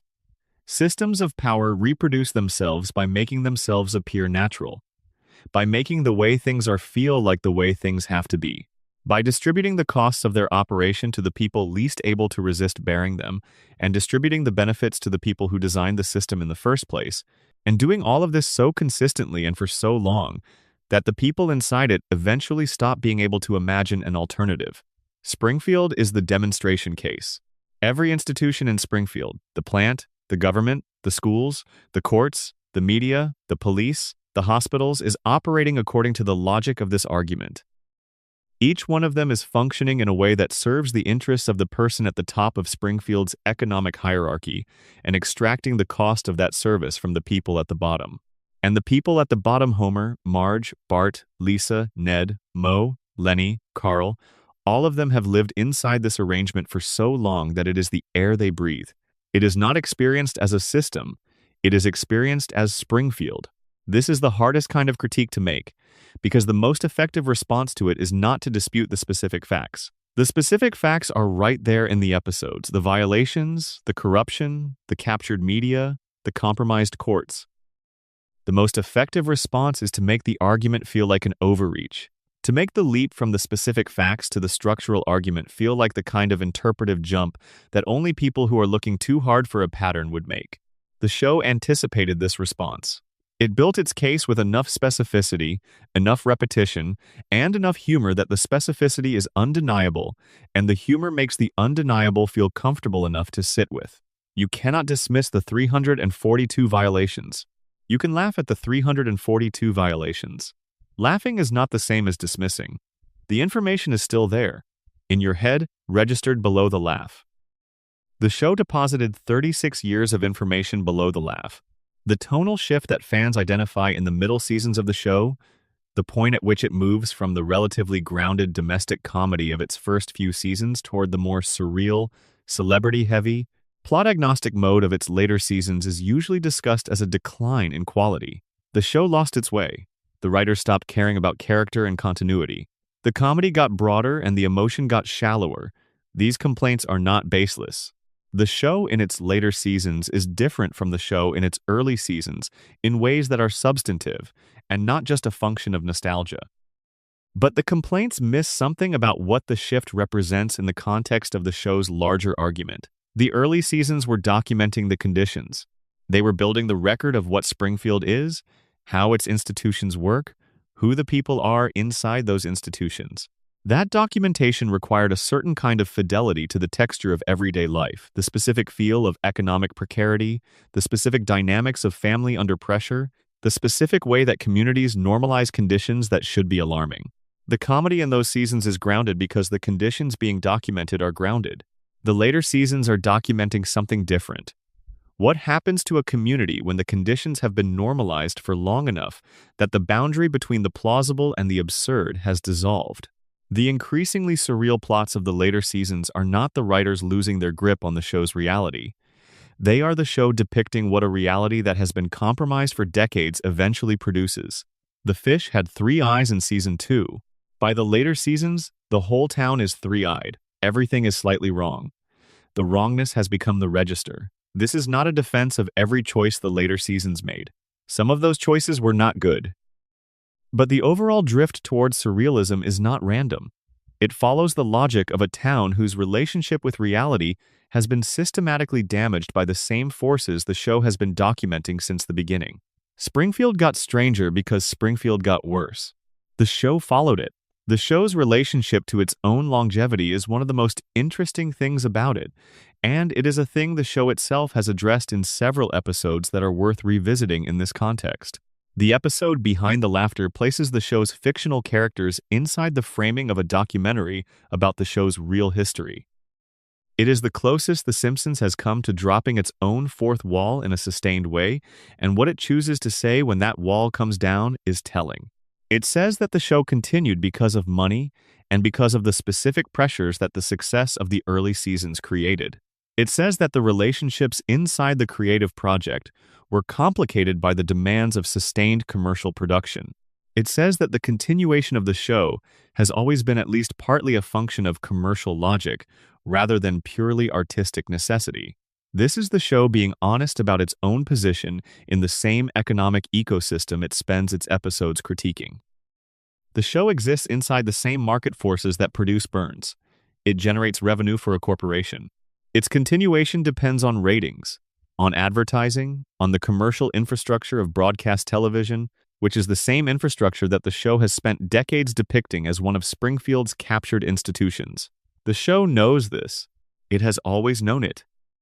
And what it does with that knowledge is not to pretend the contradiction does not exist, but to make the contradiction visible in the mockumentary framing of Behind the Laughter, in the occasional moments of meta-commentary scattered throughout the run, in the basic fact of a show about corporate power that is itself a product of corporate power and has been honest about that from the beginning.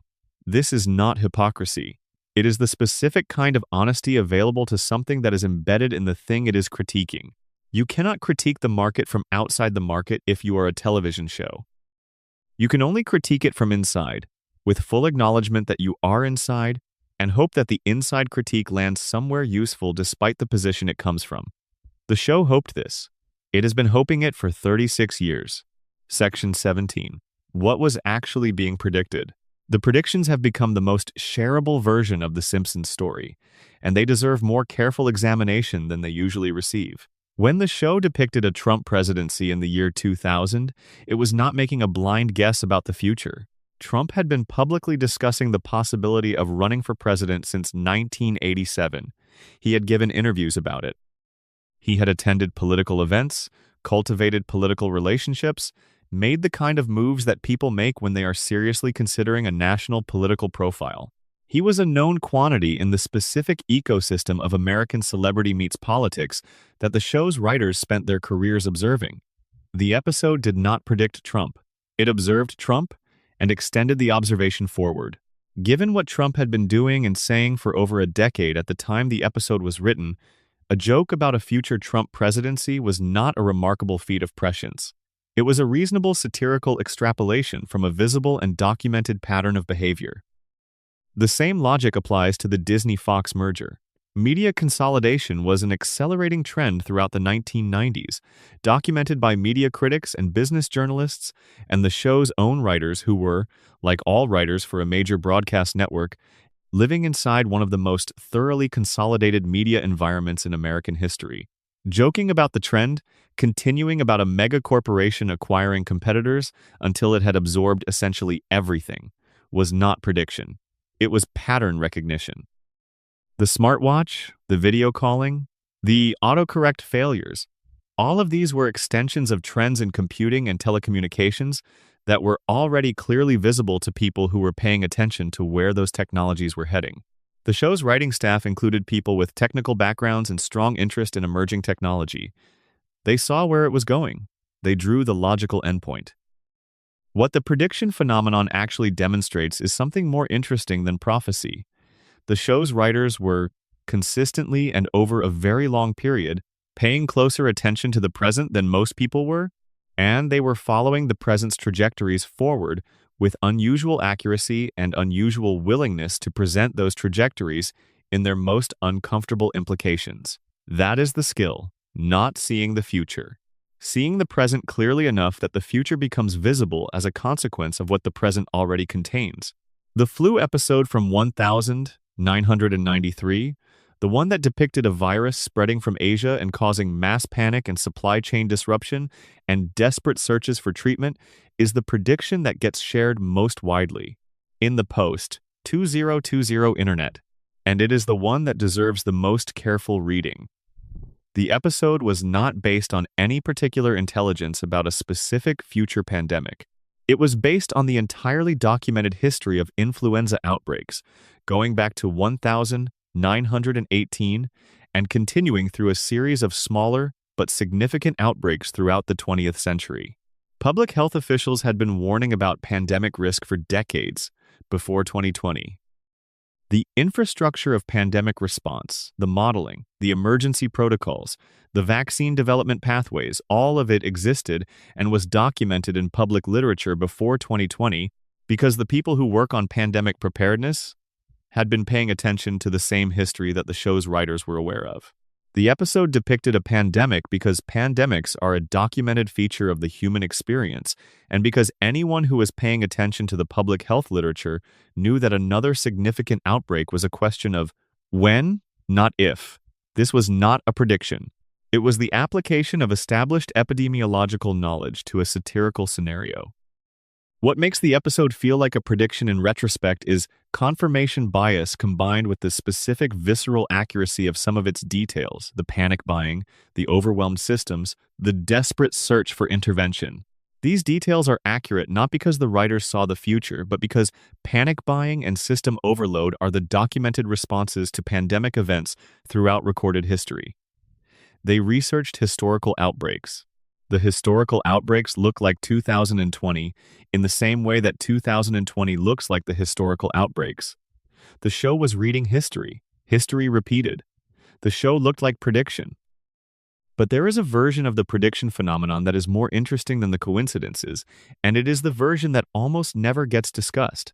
The show has also made jokes that have not come true. Many of them. Jokes about technologies that never materialized, political trajectories that went a different direction, social trends that reversed or stalled or developed in ways the show did not anticipate. These jokes are not shared on the internet. Nobody builds a compilation video of The Simpsons predictions that failed. Confirmation bias is a complete and sufficient explanation for the asymmetry. We remember the hits and forget the misses. The hits are shareable, the misses are not. The show produced 800 episodes containing thousands of satirical observations, and the ones that intersected with future events are the ones that made it into the cultural record. But there is something worth saying about the hits themselves, even accounting for the selection effect. The hits cluster around a specific category: institutional failure, economic inequality, producing political instability, corporate power expanding into spaces previously held by civic institutions, media consolidating until it can no longer perform the function it nominally exists to perform, environmental damage being normalized until the normalization itself becomes a political project. The show has been most accurate about the things that were already happening in the places where the show was looking most carefully. It was looking at the economy, at corporate power, at institutional capture, at the specific mechanisms by which wealth maintains itself and expands itself. These are the areas where the show's writers had the deepest analytical frameworks and the longest sustained attention. The predictions that came true are the places where the show's analytical frameworks, applied to observable trends, produced accurate forecasts of what those trends would produce. The show was right about Trump because it had spent years analyzing the logic of celebrity politics. It was right about media consolidation because it had spent years inside the media industry. It was right about pandemic dynamics because it had access to the same public health literature that pandemic preparedness professionals were reading. The predictions are not evidence of prophecy. They are evidence that the show was genuinely paying attention to the right things for the right reasons, which is also what this video has been arguing about the rest of the show. What the prediction phenomenon obscures is the more interesting question. Why did no one take the show's sustained social analysis seriously at the time it was making it, rather than 30 years later when specific images turned out to rhyme with specific headlines? The Disney-Fox prediction gets shared every time someone wants to prove the show is prophetic. But the show was also saying, in the same period, that media consolidation under corporate ownership produces news departments that cannot effectively cover the corporations that own them. That prediction has come true in ways that are less shareable but more consequential. Nobody builds a compilation video of The Simpsons predicting that local news would be gutted by the same economic pressures the show was depicting in Springfield. It is harder to illustrate with a screenshot. It lands differently. The things the show predicted that people remember are the things with clear before and after images: Trump descending the escalator, the Disney logo over Fox. The things the show predicted that people do not remember are the structural ones, the things that happen slowly, that accumulate rather than peak, that produce changes in the texture of daily life, rather than a single dramatic moment that can be dated and screenshotted and shared. Springfield's contamination has always been that kind of prediction. Not a specific event, a condition. An ongoing, building, slowly worsening condition that the show has been depicting since the second season, with the kind of specificity that reads, from the right distance, as a very detailed forecast. We are at that distance now, 36 years out from Blinky, from the 342 violations, from Homer covering the warning light with tape. The forecast was always right here. We just called it a cartoon. Section 18. Why we did not listen the audience as Springfield. Here is the last thing we want to say tonight, and it is the one that requires the most sitting with. The show did not fail to communicate. The show communicated very effectively, across 36 years and nearly 800 episodes, a sustained and specific and accurate critique of the systems that organize American life. It communicated through comedy, which is the most accessible and most retained format for uncomfortable truths. It communicated through characters you love, which makes the uncomfortable truths attached to something warm rather than something alien. It communicated with patience and without condescension, and with enormous skill. The audience received the communication and laughed and came back next week. The laugh is not a failure of reception. The laugh is the correct response to good comedy, and The Simpsons is good comedy. But the laugh can also function as a release valve, a way of processing the emotional charge of an uncomfortable truth without being required to hold the truth after the laughter has passed. You laugh, the pressure is released, and the truth does not accumulate. The show knew this. It is why it came back every week with another episode, another accumulation of evidence, another specific and accurate observation embedded in another set of jokes. It was trying to deposit enough material across enough time that the accumulation would eventually exceed what the laughter could release. That the pattern would become visible to enough people for long enough that it could not be reset by the next episode's opening credits. Whether that worked is a question that belongs to history rather than to television criticism. Springfield is built on the normalization of things that should not be normal. Three-eyed fish, covered warning lights, a mayor who accepts money from the richest man in town as a condition of continued employment, a police chief who cannot find his own precinct, a newspaper that leads with the blimp, a school that is underfunded and overcrowded and staffed by people who genuinely try to help and genuinely cannot do enough. These things are normal in Springfield because they have always been normal in Springfield. The people who grew up there have never known anything else. The people who moved there have adapted to the baseline. The baseline has been there so long that deviating from it would require an act of collective imagination about what a different baseline might look like, and collective imagination about alternative baselines is not something that happens easily in a community that has been normalized into its current one. The show is describing something recognizable. Not a fictional town in a particular state, a pattern that appears in communities across the country, across the world. Wherever industrial operations have shaped the local economy and the local environment and the local political arrangements for long enough that all three of those shapes feel like the natural geography rather than the product of specific decisions made by specific people with specific interests. The people in those communities are not stupid. They are not uniquely susceptible to manipulation. They are people who have adapted to the conditions of their lives in the ways that all people adapt to the conditions of their lives by incorporating those conditions into their understanding of what normal is, by building their social structures and their economic plans and their hopes for their children around the conditions as they exist, by making the best available to them within the constraints they live under.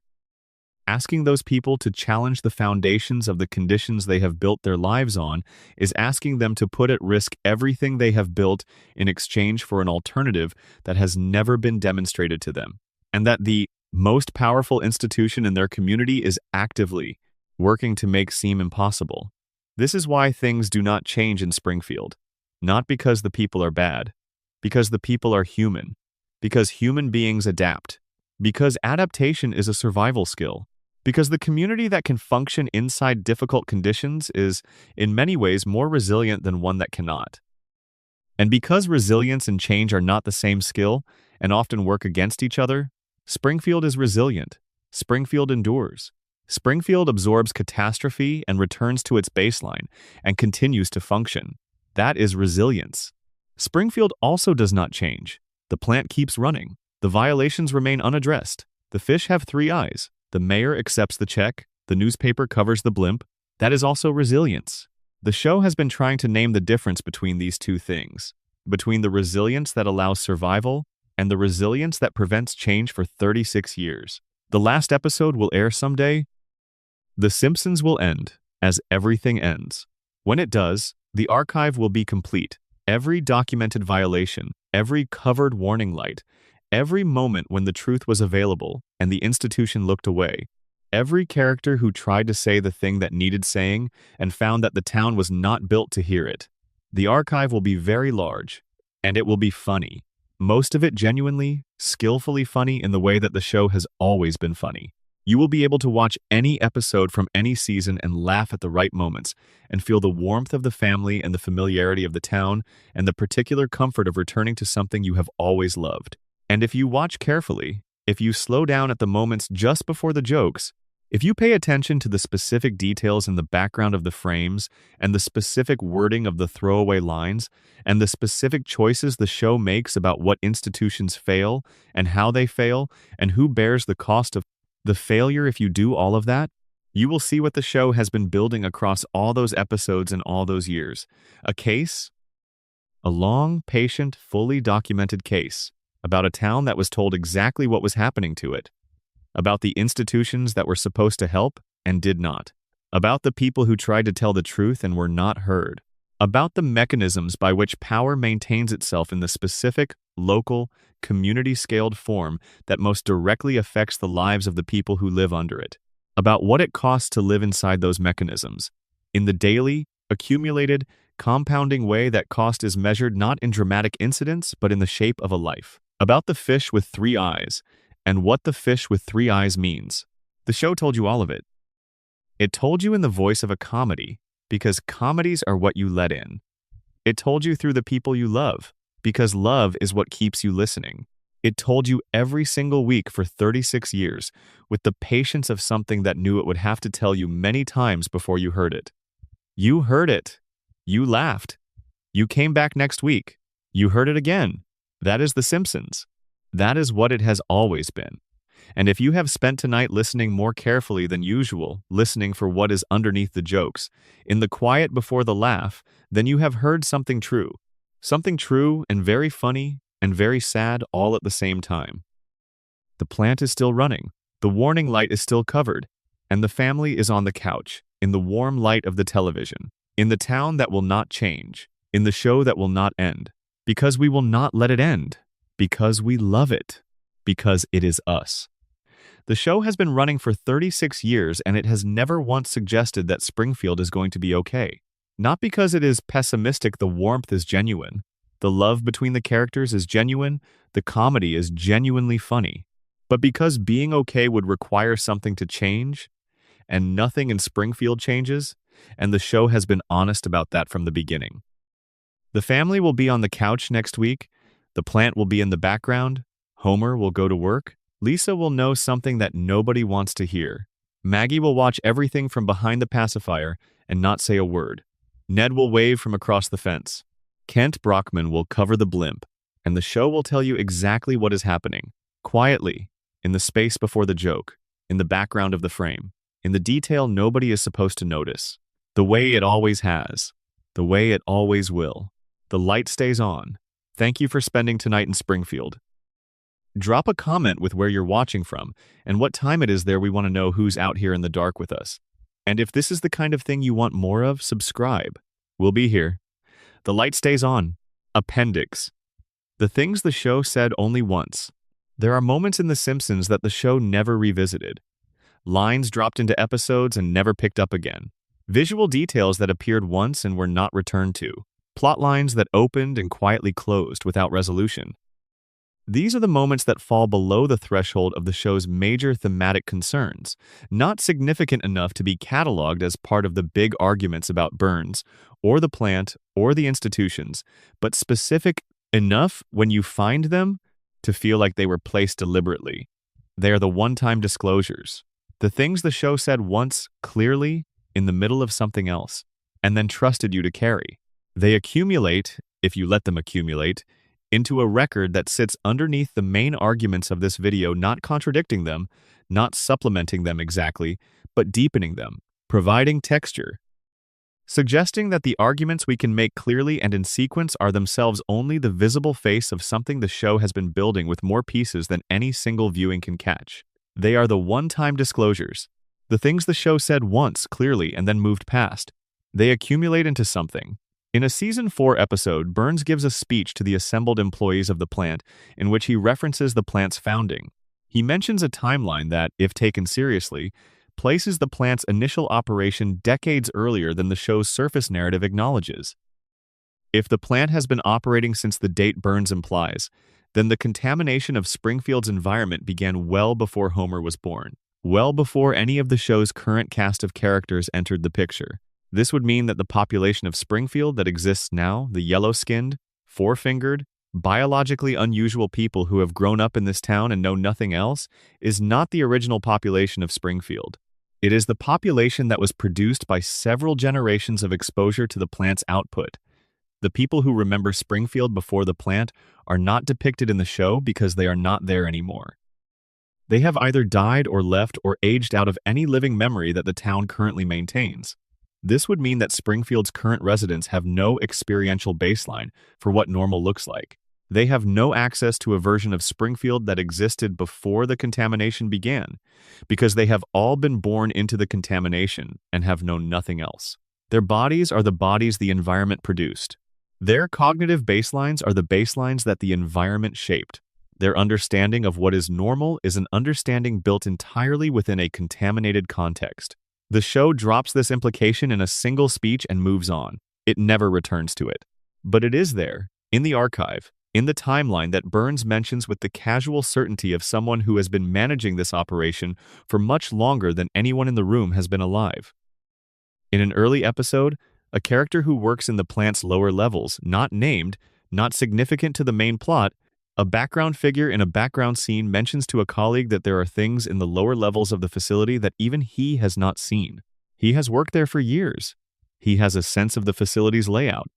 And there are rooms, he says, that he has never had access to and has never been told the contents of. The colleague shrugs. The scene moves on. The rooms are never mentioned again. But in the context of a facility with 342 documented violations, human skeletons in the basement, luminous rats in the ventilation, and an owner who has been managing radiation-dependent life extension for over a century, the existence of rooms in the facility that even long-term employees have not seen and do not have access to is not a throwaway detail. It is a description of a facility that has more going on than its official operations acknowledge, in spaces that have been deliberately kept outside the knowledge of people who might have obligations to report what they find there. The show put that detail in once and never came back to it. It is still there. In the episode in which Homer briefly achieves great intelligence after having the crayon removed, there is a moment easy to miss because the scene is moving quickly toward its comedy conclusion in which Homer, operating at full cognitive capacity, looks at the plant's operational documentation and has a visible reaction. The scene does not linger on the reaction. The show is building toward the joke about Homer choosing stupidity, and the reaction is a beat before the punchline. But what the documentation shows him, in that moment of full intelligence, is something that the show chooses not to reveal directly.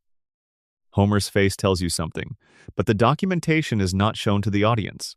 You see Homer react to it, and the reaction is alarming enough to be one of the factors in his decision to return to cognitive limitation. And then the scene cuts, and you are with the crayon in the comedy, and you never find out what was in the documentation. The show gave you a human response to information it withheld from you. Homer saw something. It was worth putting back a crayon to avoid knowing it. The show has never told you what it was. There is an episode in which Marge discovers, while cleaning, a document in a drawer in the house that she does not immediately understand. It is folded, and she opens it, and her face changes. The scene is about something else. The episode is about something else entirely, and before Marge's expression resolves into a readable emotion, the scene cuts and the document is not mentioned again. The show does not always intend every unexplained reaction or unresolved visual detail to carry meaning. Some of them are production artifacts. Some of them are editing choices. Some of them are moments that were planned for expansion in a future episode that never materialized. In an early season, during a tour of the plant that serves a different plot purpose entirely, a character mentions casually, in passing, as an aside that the scene does not pause, for that there are skeletons in the plant's basement, human skeletons, in a working nuclear reactor facility, in a room below where people work every day. The show never returns to this. No character asks who those people were. No investigation is opened. The safety inspector does not file a report. The moment lands, the comedy moves on, and the skeletons remain in the basement without anyone in Springfield's institutional environment finding them worth pursuing. A realistic facility with human skeletal remains in its basement would generate a call to law enforcement, medical examiner involvement, questions about cause of death, questions about when and how those deaths occurred, questions about whether the conditions that killed those people are still present in the facility, questions about the people who have been working above those remains without knowing they were there. None of these questions are asked in Springfield.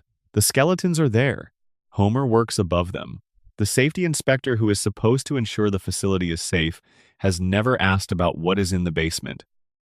This is the show showing you, in the most viscerally specific terms available, the extent of what Springfield's institutional silence has covered for.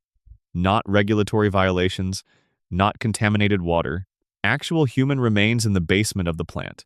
The final, irreversible form of the cost that the plant has been distributing to the community around it.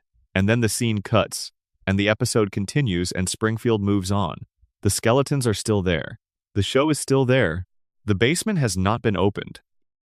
But taken together, the rooms in the basement, Homer's reaction to the documentation, Marge's expression over the folded paper, Burns's timeline speech, the things that appear once and then disappear, they create a texture around the show's major arguments that suggests the major arguments are themselves only the visible surface of something larger that the show has always been carrying underneath. The show told you the big things clearly. The small things it told you once, quietly, in the middle of episodes about other things. You had to be paying very close attention. The show trusted that some portion of its audience was paying very close attention. Not most of it, probably a small fraction. But television at the Simpsons scale reaches enough people that even a small fraction is substantial. And what you do with that fraction, what you put in front of them, what you ask them to carry matters in ways that are difficult to quantify but real. The one-time disclosures, the background details, the moments that the show placed carefully and then moved past without ceremony, these were deposits made to that fraction of the audience. The fraction that notices the skeletons. That clocks the rooms nobody has access to. That hears Burns's timeline speech and does the arithmetic. That watches Homer's face in the moment before the crayon goes back in and registers what is there. The show was making those deposits across 36 years. It was building a kind of distributed archive, spread across the memories of the people who were watching closely enough to receive it, not a comprehensive archive that any one person could hold. A distributed one, where different viewers carry different pieces, and the whole picture only exists in the aggregate, assembled across all of them together. This video is an attempt at that assembly, to take what different people noticed in different episodes at different times and put it in the same place so the pattern becomes visible at the scale it was always meant to be seen at. The show earned it. 36 years of patient, specific, consistent, formally brilliant work earns the kind of attention that assembles the pattern. You have been paying attention tonight. That is exactly what the show was asking for. The final moment we want to describe is not from any specific episode. It is from the accumulation of all of them. Across 36 years, the show has opened in the same way. The Springfield skyline, the nuclear plant in the background, the family converging on the house from separate directions, the couch. The opening is so familiar that it has become invisible through repetition.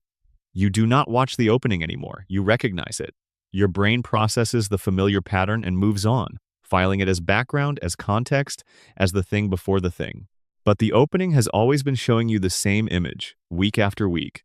Springfield, the plant, the family coming home, the plant in the background, always in the background, never absent. Always there, behind the family, behind the town, behind the couch and the television and the laughter and the drama and the love and the arguments and the resets and the forgettings. The plant is always there. That is the image. That is what the opening has been showing you every single week since the 17th of December, 1989. Not Homer, not the family, not Springfield's skyline as an interesting landscape. The plant in the background, first thing you see, last thing you can unsee. The plant is there before the show begins. It will be there when the show ends. It has been there the whole time. Every week, behind everything, behind the couch, and the family, and the jokes, and the warmth, and the love, and the 36 years of one of the most sustained creative projects in American television history. Behind all of it, the plant, still running. You have been watching it this whole time. The show was counting on that. Here is what we want you to carry out of Springfield tonight. Not the theories, not the specific episodes, not the individual details about violations and fish and medical records and political corruption. Those are the furniture of the argument. The argument itself is smaller and larger than any of them. The argument is the show paid attention. For 36 years, with consistency and care and the particular kind of patience that only something made by people who genuinely believe in what they are building can sustain the show, paid attention to the specific mechanisms by which a community can exist inside a crisis without the crisis ever surfacing, as the story the community tells about itself. It paid attention and it told you what it saw every week, every episode. In the jokes and in the sadness and in the warmth and in the background details and in the throwaway lines and in the characters whose faces told you something in the moment before the scene cut. It told you all of it. You are here because somewhere in the 44 years since The Simpsons entered the cultural conversation, something in the show landed differently than the rest of it. Something that made you want to sit with it longer, in the quiet, and let it become something other than background. That is the show working as intended. Springfield is still there. The plant is still in the background. The family is still on the couch. And now you know what the show has always known. It was counting on you to be the person who finally listened. The show ends every episode the same way it began. The family on the couch, the screen fading, Springfield intact and ready for next week. The closure is part of the design. You always leave Springfield with the sense that it is still there, still running, still itself, waiting for you to come back. It is a powerful feeling. That sense of permanence, a place that is always there when you return, a family that is always where you left them, a town that does not change between visits. But permanence has a cost, and the cost is paid by the things that permanence prevents from happening. Nothing can get better in Springfield because nothing can change in Springfield, because Springfield is permanent. The plant will still be running next week. The violations will still be there. The fish will still have 3 eyes. The mayor will still take the money. The newspaper will still cover the blimp, and Homer will still go to work, not because he chooses to keep going, not because he has evaluated his situation and found it acceptable, but because the machinery of Springfield has been built precisely to ensure that Homer goes to work in this facility for this employer until there is nothing left of Homer to send. The show told you this. It told you in the opening credits, where he drops the plutonium in the street and does not go back for it. It told you in the 342 violations, each one a choice made by someone who knew the cost and sent the bill to someone else. It told you in the river and the fish and the basement and the medical records and the skeletons and the covered warning lights and the orientation video from 20 years ago and the green glow in the woods on a Tuesday night and the fact that one man has been keeping himself alive with radiation, treatments for a century, while the town that lives downwind of his plant has never been offered anything comparable. The show told you all of it, in 36 years of episodes, in jokes and in heartbreak, and in the specific warmth of a family that loves each other inside conditions that were not designed with their well-being in mind. It told you, you listened. That is what tonight was for.